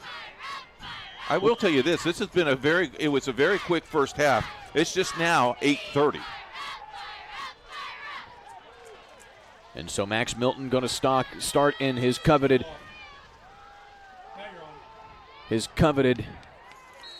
shotgun position, and he gets the ball to Colton Brown for a gain of a few yards on the first play of the second half. Yeah, you're going to see a lot of Brown and Brown in this half. So the clock ticking away here to start the second half. Going to be second down at about 6. Ball sitting at about the 43-yard line, so it's a gain of about 4 yards on the Colton Brown carry. Second down and 6. Here's the snap. Again, ball is given to Colton Brown. He gets a few yards and trudges ahead across the 45 to about the 47. So going run heavy here is Kyle Ray early. Yeah, Kyle Ray just, 4 yards here, 4 yards there. That's Milton. Milton's probably the best guy in shape because he made every play. He runs over to the sideline and get the play call. Third down and 3 here on this opening drive of the second half for the Eagles. Watch the blitz here. They put 6 guys in the box. High snap given to Colton Brown, and he gets gobbled up behind the line of scrimmage, and they're going to try and push him forward, but they're going to stop his progress right at the line of scrimmage. And it's decision time here. Looks like they're going to go 3 and out and force a punt on this opening drive. I don't think so. I think they're going to go for it here. As now they're going to spot the ball, and they're going to see if this may be a first down. Nope, they're going to call it a fourth down. Yeah, this isn't even close. This is 4th and 1. We'll see what happens here. So they're going to be 4th down and 2, and it looks like Coach Ray is opting to go for it. Watch the hard count here. 4th down and 2. Got to get to the 49-yard line for a first down. The snap, the give is to Brown. He trudges forward and picks up the first down. Wow. That's Peyton Brown on the carry. Peyton Brown stumbled in the backfield, kept his balance, and lunged forward for about 3 yards and got the first down. So a big first down pickup there on 4th down keeps the drive alive. That's actually the second time tonight that they've converted on 4th down. There's the stumble. Look at him, just forward progress. And that forward progress crosses midfield to the 49-yard line. First down and 10 for Heritage. Again, they give the ball to Peyton now. That's Colton Brown, and he has some nice momentum and gets about a 10-yard run. They're going to mark him just shy of the first down marker. That time he has an option there either to go inside to the third hole slot or go outside. He went to the outside and gained 9 yards. Good play. Nice job by the offensive line to keeping the hands inside. So call it second down and a long yard. And the clock keeps ticking. 2 wide receivers to the near side here for Milton. And again, they give it to Peyton Brown this time, and he gets tackled in the backfield, and he gains maybe a half a yard, but it's going to still be shy of the first down. Yeah, it's going to be third and, you got 2 choices here. You can go you can take it to the house maybe, or go for the first down. If you go to the house, you got to be careful that there's no interception here. Milton returns to the huddle with the play. 8.5 minutes remaining in this third quarter. Still the opening drive of the half. Milton back to throw. Fires, looking for Sharp. Intercepted, and it'll be returned here now by Rainbolt. Rainbolt has some blockers, sheds a tackle, and finally is brought down in the backfield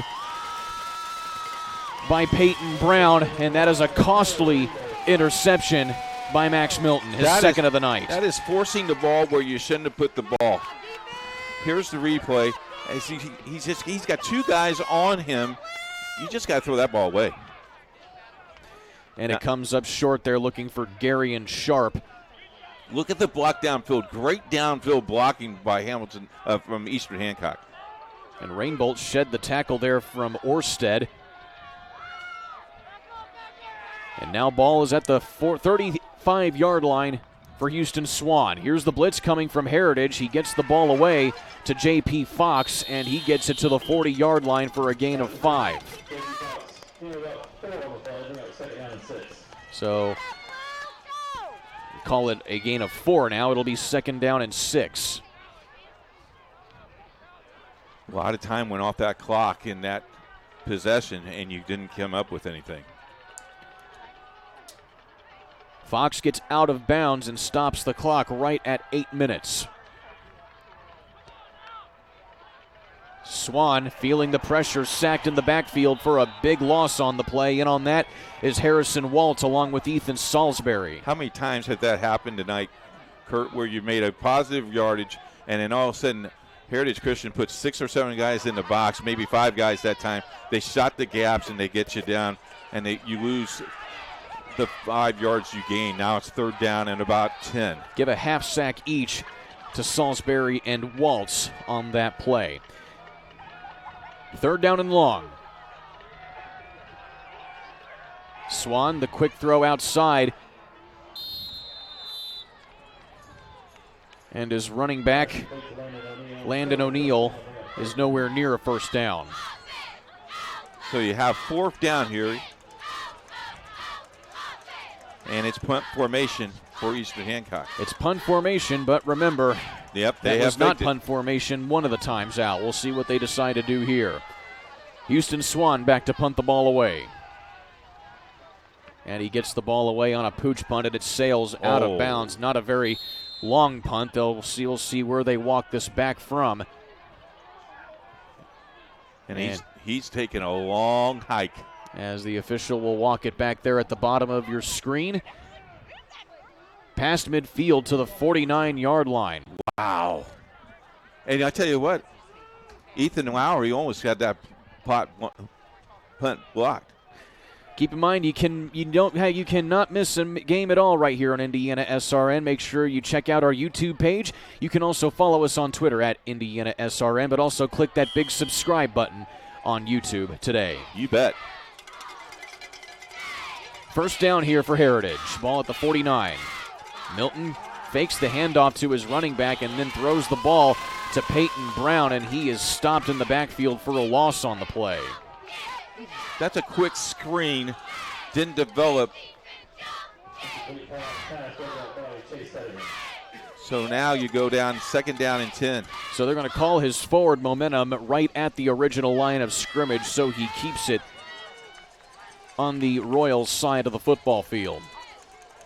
You know, this time of year, you got to stay healthy and you got to just keep playing, because I tell you, this is a long game. Milton on the jet sweep here to Colton Brown, and he falls down in the backfield and is again stopped for a loss. He'll probably lose about maybe 6 or 7 yards on that play.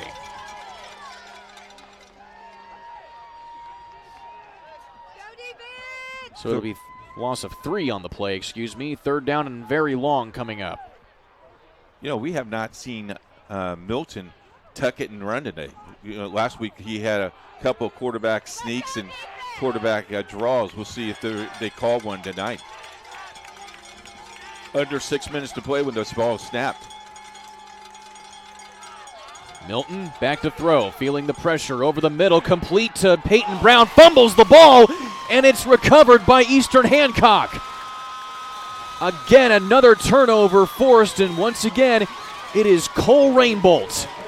He had the interception on the last play, on the last series. This time, he recovers a big fumble. Boy, big play by Heritage Christian. Had the first down, and Brown just fumbles the ball right here. Carried the ball like a loaf of bread. That's going to happen to you. He was a runner. He did have possession of that ball, and he coughed it up. And again, another turnover. That is now 3 turnovers for Heritage Christian tonight. And now here's a fumble on the handoff, and we'll see who comes up with it. Heritage Christian. And Heritage Christian gets the ball right back on the recovery, Ethan Lowry. Boy, I tell you what, if you have a heart condition, you should not be watching this game. This is a back and forth. Big Paul of 52. So both teams trade turnovers here as you take a look at the replay. It was just a coughed up handoff, and Ethan Lowry is in the right place at the right time for the Eagles. Ball at the 34-yard line, first down and 10 for Heritage. So the offense picks up right where they left off for Kyle Ray. High snap, give is to Colton Brown. Has a little bit of running room for a gain of about maybe 5 yards to the 30. If you're watching the game, you like to tweet us, you can tweet us at Indiana SRN. If you want to give us a shout out, we'll be happy to tell people that you're listening to the ball game. That's at Indiana SRN on our Twitter. So call it now second down and 6, a gain of 4 yards on that run by Colton Brown. And Milton in the gun again. The give is again to Colton Brown. Shakes off some tacklers, powers forward for a first down and into the red zone to about the 18. And now the best thing that can happen to you is you run the clock and keep the possession and keep it alive. You got to come up with some points here, Kurt. And good point by our producer. You got to hang on to the football. 3 turnovers tonight for Heritage Christian. And the Eagles certainly do not want to make it a 4th. In the red zone now, first down and 10.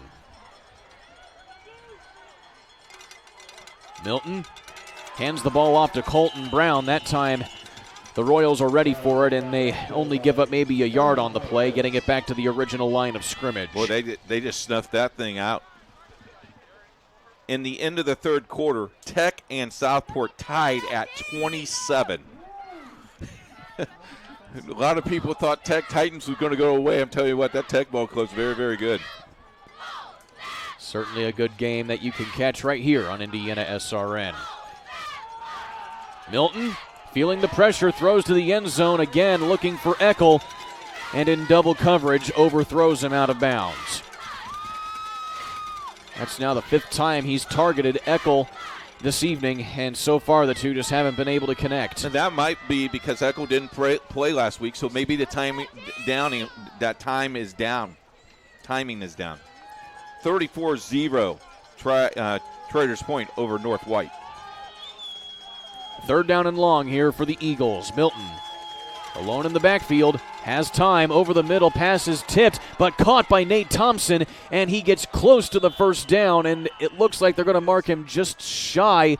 It is just shy of a first down. They're going to call it 4th down and inches. And what do you do here if you're Coach Ray? I think you go underneath center and you go quarterback straight up the middle.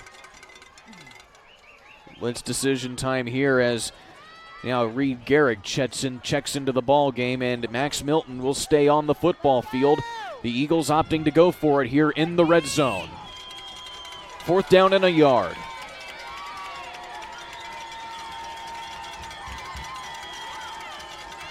Milton fakes the ball to his running back, finds Peyton Brown, and is in for the touchdown. Wow. Like I said, you throw a 5-yard pass. I've been wrong the whole entire night. I tell you what, good drive. More importantly, look how much time left in the third quarter. So off of the fumble recovery from Ethan Lowry, which negated a fumble by Max Milton on the previous possession, Heritage Christian now looks to make it a two-score ball game, and they have done so. And now to add the extra point is Caleb King. Snap is down, and it is through the uprights, and Heritage Christian up 14-6, 16 left in the third quarter. More to come here on Indiana SRN.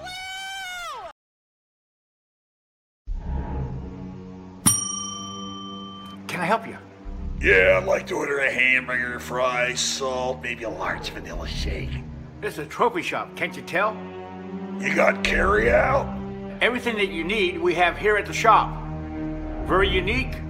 You order today, carry out tonight. That's our version of carry out. All right, I'll take one of everything. Well, that may take a little longer. We'll have it for you tomorrow night. I'll be back tomorrow to pick it up. We'll be waiting for you. Our family has been very happy working with Wallflower Pictures. Because they make sure that I get the acting skills that I need in this industry and the education that I need.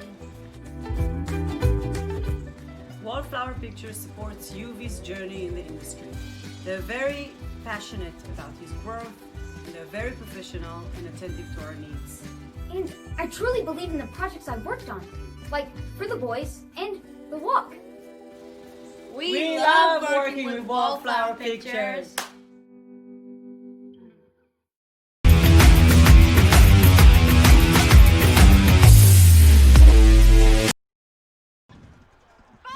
Heritage Christian on top 14-6 late in the third quarter as we take a look at the previous touchdown.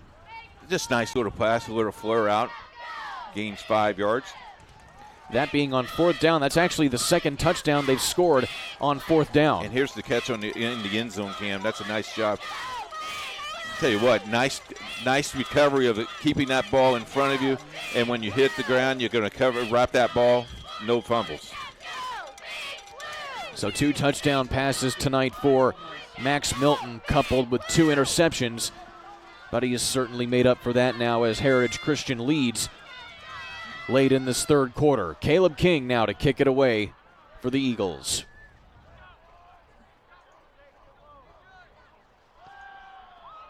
And the kick going to be fielded by J.P. Fox at his own 5.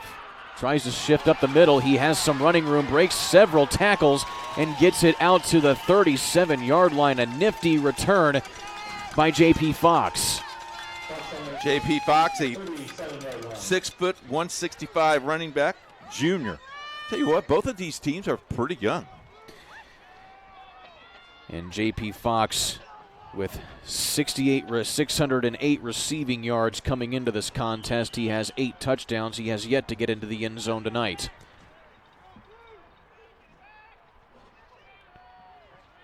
So Houston Swan to try and answer the touchdown from Heritage Christian here as he gets it to his wide receiver. That's Landon O'Neill on the catch for a gain of a few yards. Get it to the 40. We are going back and forth. Southport just scored to make it 34-27 with 9 minutes to play in the third quarter. But Tech is driving.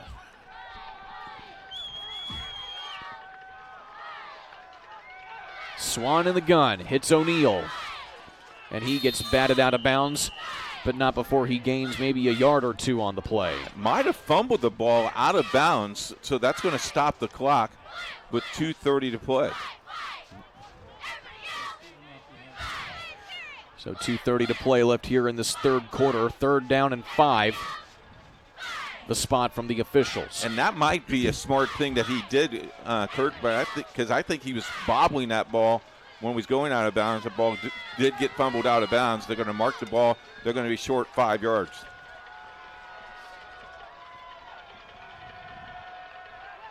Swan to throw.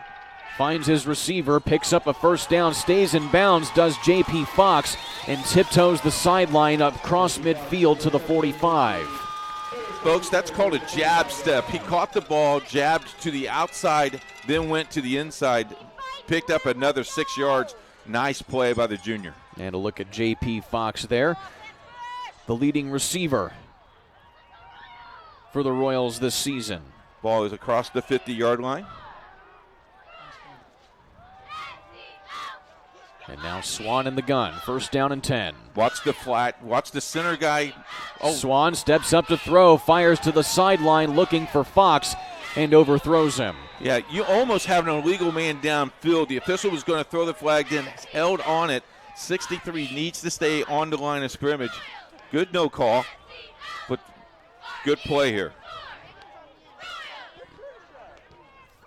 How about this one? Lawrence Central, Lawrence North. Lawrence Central leads 7-0. Lawrence North has not crossed the 50-yard line.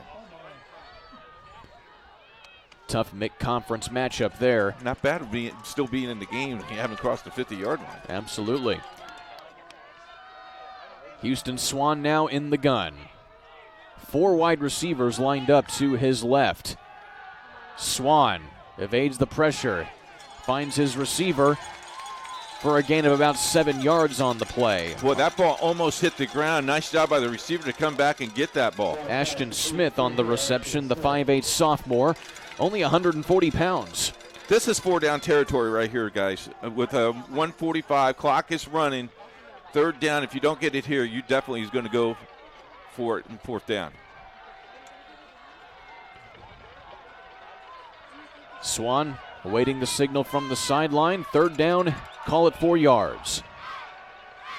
Swan fires into double coverage and it falls incomplete. He's lucky that wasn't picked off. Yeah, you're in double coverage there while you had 2 receivers open on the other side of the field. He was just looking to that side of the field all play long. Big play here. Looking for Caden Sotelo on that play, and now you have 4th down and manageable. Ball just inside the 40-yard line. Here's Swan feeling the pressure, dumps it off in the flat, and it's incomplete, and a turnover on downs will give the ball back to Heritage. 4th down. Had the right call. He's had that screen open a couple times. That's a bubble screen. That time the ball was just short. So with 1:19 in the 3rd quarter, let's see what Heritage Christian does. And there is Max Milton trotting back onto the field to try and hold this lead for Heritage. Real quick here, what you need to do if you're Heritage Christian, you just need now to control the clock. You have the ball, you have the lead, and you have plenty of time. You get 1:19 here plus the 12 minutes of the 4th quarter. You need a long extended drive here. Milton in the gun, hands the ball off to Colton Brown, and he has a decent run of a gain of about maybe 3 yards on the play. And you run the 40-second play clock because now you can run it down for a long time. If you're Heritage Christian, you want to drop that play clock down to about 3 before you hike the ball. So under a minute to play. Heritage going to milk the clock here. Both teams still have all 3 timeouts. Lawrence North just scored to make it 7-7, fellas. Yep. And Milton will carry the ball close to the 50 for Heritage here, and That'll stop the clock, I think as it looks like he got the first Yeah. down, and they stopped the clock to move the chains.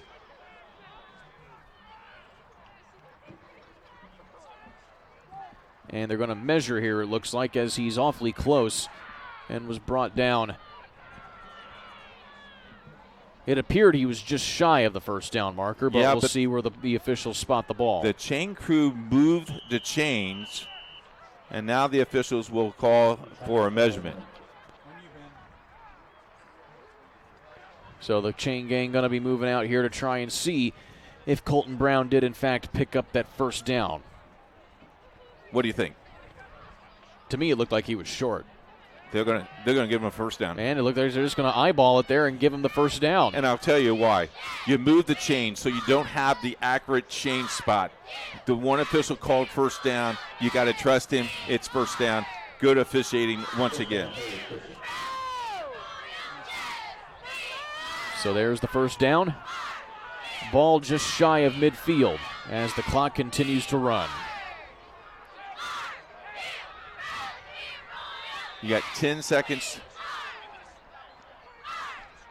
And now the whistle, you got a penalty flag. And it looks like Heritage might take a delay of game here.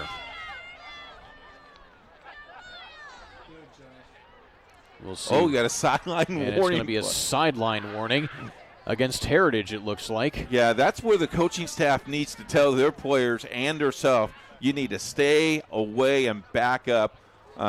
Again, the officials need to work. Let them work. Let them do their job. So no penalty yardage will be assessed on this one. It's just a sideline warning. And with that, we reset again with 23 seconds remaining in the quarter as the clock will continue to roll. Now, if you're Heritage Christian, you can just let this clock run. This might have been a good, smart play by the Heritage Christian coaching staff. Because now you're going to go into the fourth quarter. As the clock runs down, Heritage Christian holds a 14-6 lead off of a big touchdown from Milton to Brown. We'll take it to the fourth quarter at the other end of this timeout. You're watching the IHSAA Champions Network on Indiana SRN, brought to you by the Indianapolis Colts.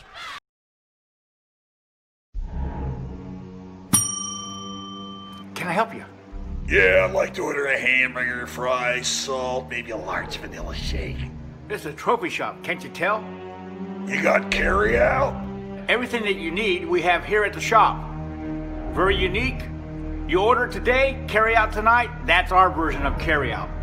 All right, I'll take one of everything. Well, that may take a little longer. We'll have it for you tomorrow night. I'll be back tomorrow to pick it up. We'll be waiting for you.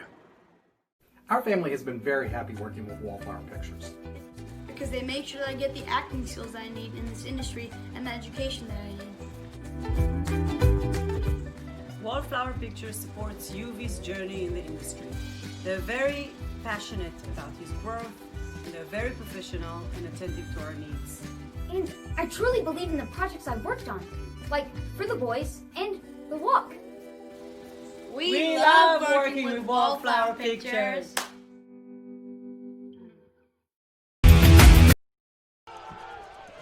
Fourth quarter just underway here on Indiana SRN as Colton Brown takes it for a gain of about a couple yards with Keith Myers. I'm Kirk Darling, and Heritage Christian just has one quarter to hold their lead, and they have their ticket punched to the sectional final. You know, if you just missed the third quarter, Heritage Christian took a sideline warning penalty to reset the 25-second play clock to run out the third quarter. I don't know if that was designed, but if that was designed, that's a pretty smart play. Milton hands the ball off to his running back again in Brown, and he trudges ahead for a gain of about 5. And Colton Brown really getting a lot of the workload here in this second half, as Heritage Christian, I would imagine, is going to start playing milk the clock. Yeah. This is where you just want to run, and score, get first down after first down after first down. You don't want to give the ball back to them until about 4 minutes to go in the game after you score. Milton, the throw. and is way far away from his receiver and nearly picked off. I don't know if you want to throw that ball. Victor Olivo on the coverage there. Now you have to punt. And the clock stopped. So stopping the clock with under 11 minutes to play here. As Caleb King. This is a one-possession game.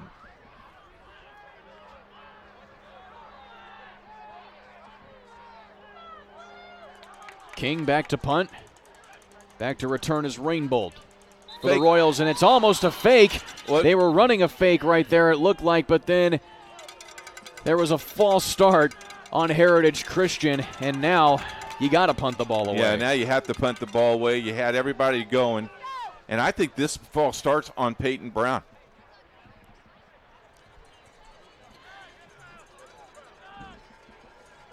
So Eastern Hancock will enforce the penalty yardage, backing them up 5.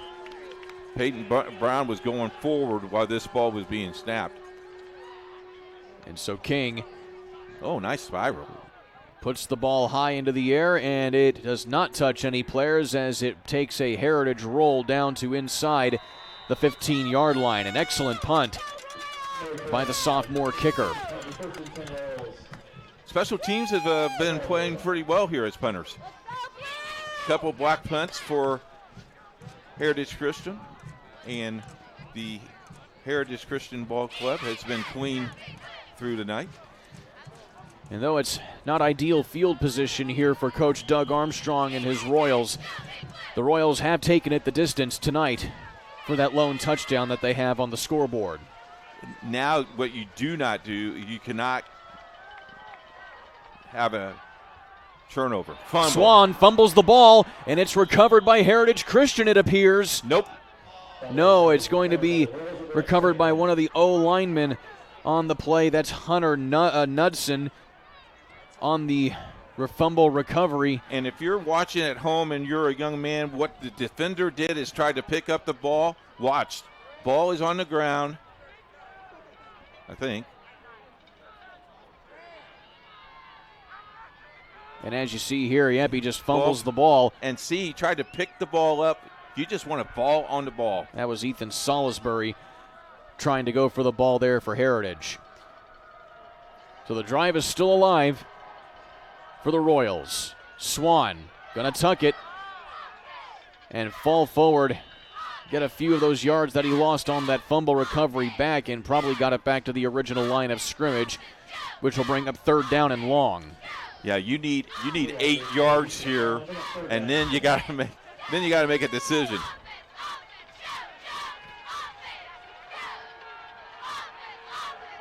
Wasting no time are the Royals. Swan over the middle, hits his receiver Rainbolt, and is still well short of a 1st down. Yeah, it's going to be 4th and 5. What do you do here? Do you punt the ball or do you go for it here? Man, this is a gutsy play if you're going here. And so the Royals are appearing to show like they're going to go for it. And indeed, that looks like what they're going to do.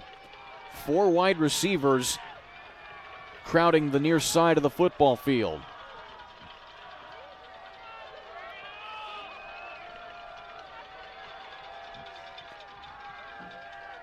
Throwing his Swan. He hits his receiver, but did he get the first It looked down? like, he dropped the ball. He dropped the ball, and that is going to be a turnover on downs. And Landon O'Neill does not like that call by the officials. He's saying he caught the ball.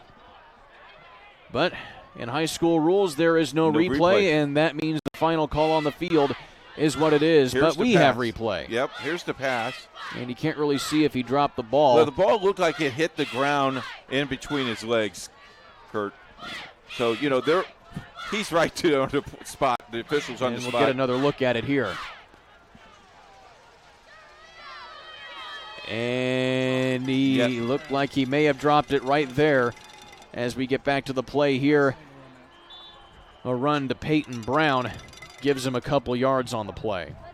You know, if you're covering Christian, if you're Heritage Christian right now, you get 15 yards, you get a first down and more. You're inside the 5. The key here, though, you're in field goal possession. Your field goal kicker can kick this field goal. This would be like a 33-yard field goal right now. So you want to go in a little bit more. Under 8 minutes to play in this ball game. Milton. And we got a flag before they go any further. A false start going to be the call. I think everybody went except the center. And so that'll back him up 5 yards. And essentially out of field goal range at the moment.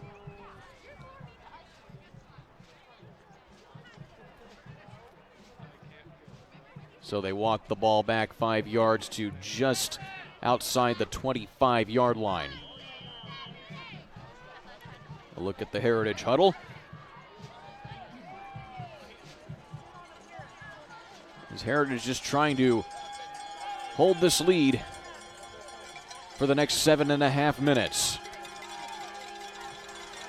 Milton over the middle, tipped and caught by Nate Thompson. That's the second time that has happened tonight, and he gets it right up close to the goal line. Wow. Nate Thompson has been the player of the game tonight. 3 step drop, and great catch. Final score, Mount Vernon advances to the sectional championship game. And look at that pass. It was just tipped a little bit and caught by Nate Thompson with excellent hands, and is tackled just shy of the goal line. Milton in the gun, 1st and goal. He gives the ball to Peyton Brown, and he's tackled immediately in the backfield for maybe a loss of a yard on the play. Mount Vernon has won to beat Eaton Newcastle 45-8. Mount Vernon has a date at home for the sectional championship. They'll either play Pendleton Heights or Greenfield Central. Big win there for Coach Mike Kirshner. Still rolling. And the Marauders. Yes, sir. You did a couple of those games this year, right? Yes, I called an earlier game, the Newcastle game.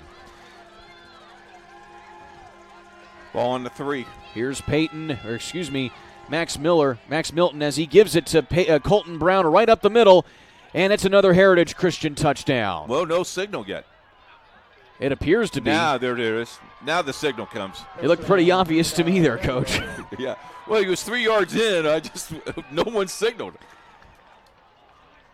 And so that score makes it all the more unattainable here for Eastern Hancock, as Heritage Christian has scored 20 unanswered points. As we take a look at the replay here very soon. But first we have Caleb King here to kick the extra point.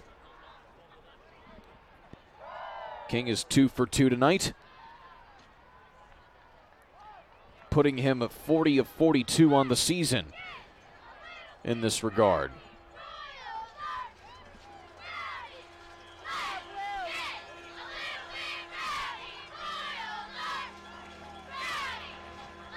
Kick down.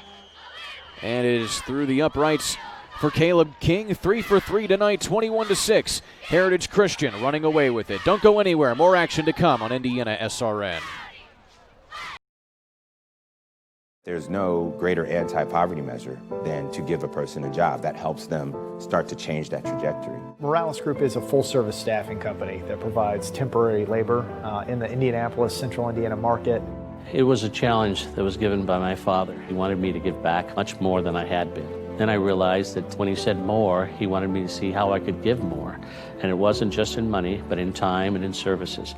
And that's how the Morales Group was created. I started off at Morales Group as an intern. I interned for 3 years before going on full-time staff here. What I love most about Morales Group is that big family aspect. I come from a big family in Mexico, and since the company is continuously growing, I feel like there's always a new member of the family that I get to know.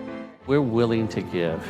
We're willing to serve others, and we're not expecting something in return. Come talk to us. We would love to work with you.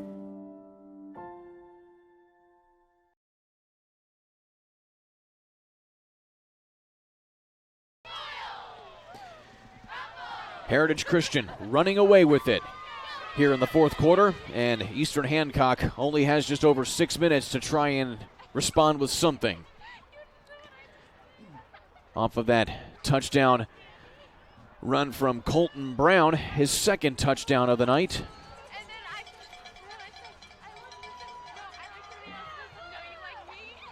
And now if you're Heritage Christian, you just try to get a stop here and run out the clock.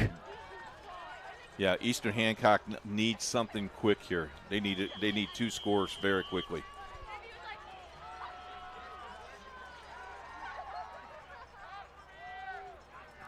Nice kick. And the short kick from Caleb King is going to take a bounce at about the 20-yard line, fielded by Rainbolt, and he's brought down as we take a look at the replay of the touchdown run here by Peyton Brown. This is the student body to the left. Look at the holes there. He slides through, gets into the end zone, touchdown, makes it 20-6. The extra point was good, makes it 21-6 with 6:06 to play. Lots of time left. 3 timeouts as well is in your pocket. So a lot of things can happen to you right here that's positive, but you need to start with a positive play right here. Peyton Brown with close to 100 yards rushing tonight here as Swan looks out to the left side to his receiver O'Neal, and he makes the sliding catch for a gain of a couple yards. Actually, they just called that an incomplete pass. Looked like he may have come down with it there. Couldn't quite see. It's going to be 2nd down and 10.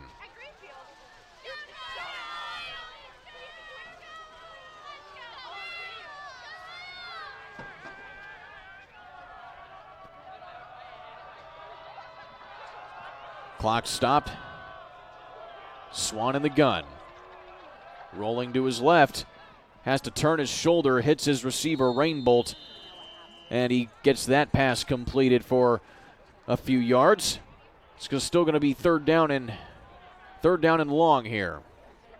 Call it about maybe 6.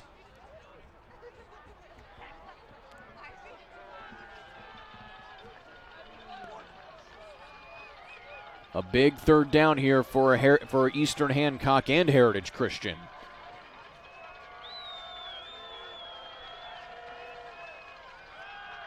Swan in the pocket, it collapses, and there for the sack, Ethan Lowry, his 2nd of the night. Ethan Lowry has been in the whole entire night. Another great defensive stop here. Now it goes right back. Now it's down to 4th and 10. And you got to go for it here. You have nothing else to go for to do, but you need points.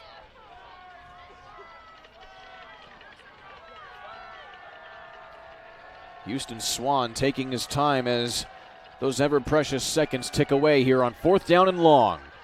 Over the middle, pass is tipped by Ethan Lowry and falls incomplete, and that is another turnover on downs, the 3rd time that's happened tonight. You know, the defense have really stepped up here in the second half for Heritage Christian. Eastern Hancock has not really got the momentum. We talked about coming in after halftime, what do you have to do? You need a good staying drive. You need to score, and it's exactly what Heritage Christian needed to do. And now you're in pretty good field position here just to grind this thing out, because I don't think you put the ball up at all. You don't give them any opportunity to get an interception. So right now you're just going to run the ball, and you're in pretty good field position to even get a field goal at 10 or 15 yards down the field. Ball at the 24-yard line. Milton hands the ball off to Peyton Brown. He jumps over a defender for a gain of an extra yard on the play. Overall, he powers forward for a gain of 3. And the clock continues to run. Eastern Hancock still has all 3 of its timeouts. Don't forget to listen to Indiana Sports Talk with Bob Lovell. Kurt Darling will be one of his guests, as Kurt will be talking about this ball game and all the other games that are going on.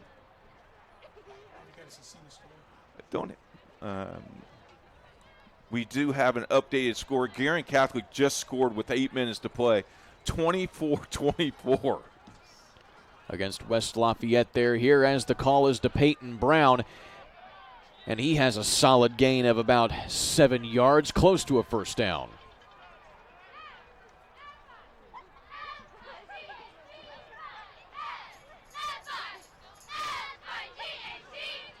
And again, the clock continuing to move on 3rd down and short coming up.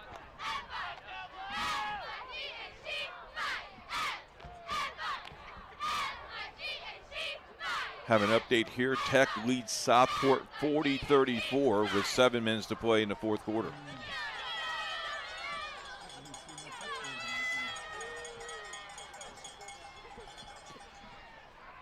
Call up the middle to Peyton Brown and the Brown brothers. Alternating touchdowns tonight. And Heritage Christian just adds on to their lead. That just might seal the deal for you, Kurt. Heritage Christian now has scored 27 unanswered points after Eastern Hancock took the early lead 6-0, went for 2 and failed to convert it. Meanwhile, Heritage Christian has kept doing what they do best, and that is run the football. Nice job running up and down the field. Peyton has 1 timeout, 1 touchdown. 2. Colton has 2. Pretty impressive. Snap is down, and the kick is through the uprights and good. 28-6 is your score.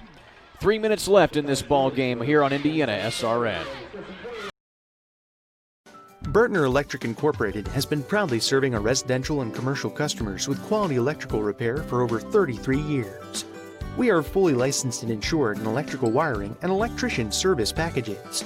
You'll receive a competitive assessment whether you're a homeowner or a business owner, first-time or long-time customer. We offer free estimates for any new project. Call our licensed and experienced electricians today.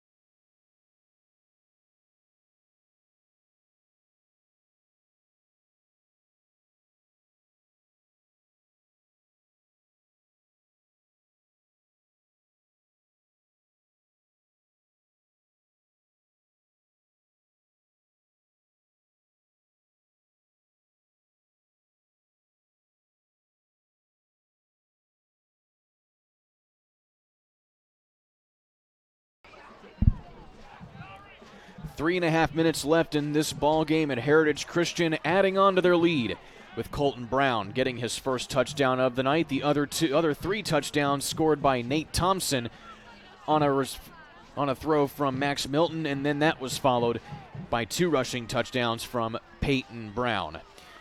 Some updated scores for you that are final. Ben Davis beat Perry Meridian 57-0. Harrison of Lafayette beat Anderson 35-0. We'll keep you posted on the finals as we get them.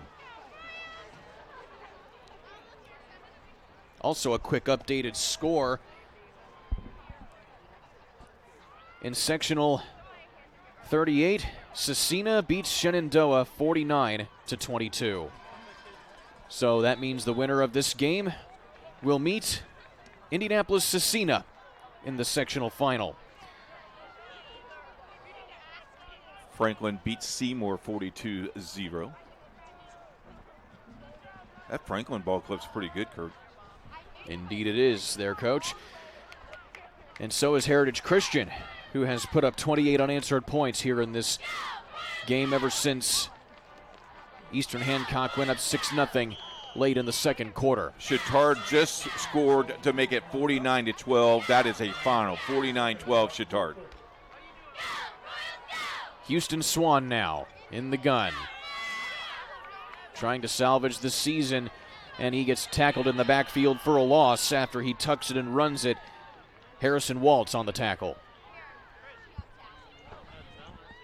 And he was tackled inbounds, so the clock continues to run. Great season for Eastern Hancock. Finished. Yeah, very good ball club. 8-2. A lot of kids coming back.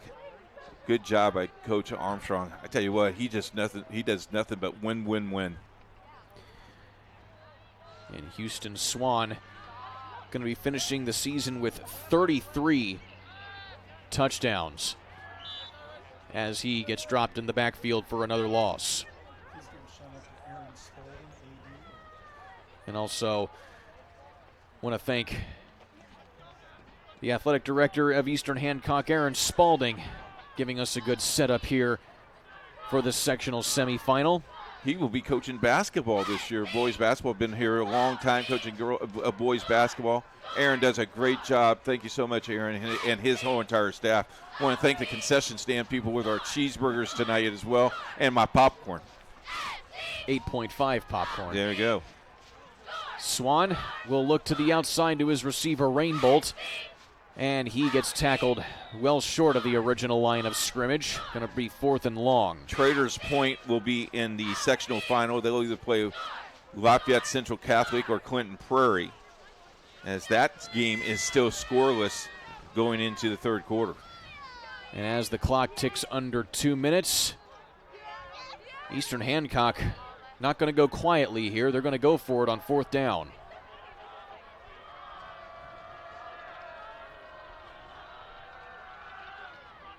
Swan rolls to his right, fires long downfield, and is incomplete. Looking for one of 3 wide receivers who are in the vicinity, either Landon O'Neill or Caden Sotelo. And this will be Kneel City here if you're a Heritage Christian, as you will only have to kneel it twice to finish this ball game. I want to give a shout out to the officials. They've done a nice job tonight, keeping everything under control.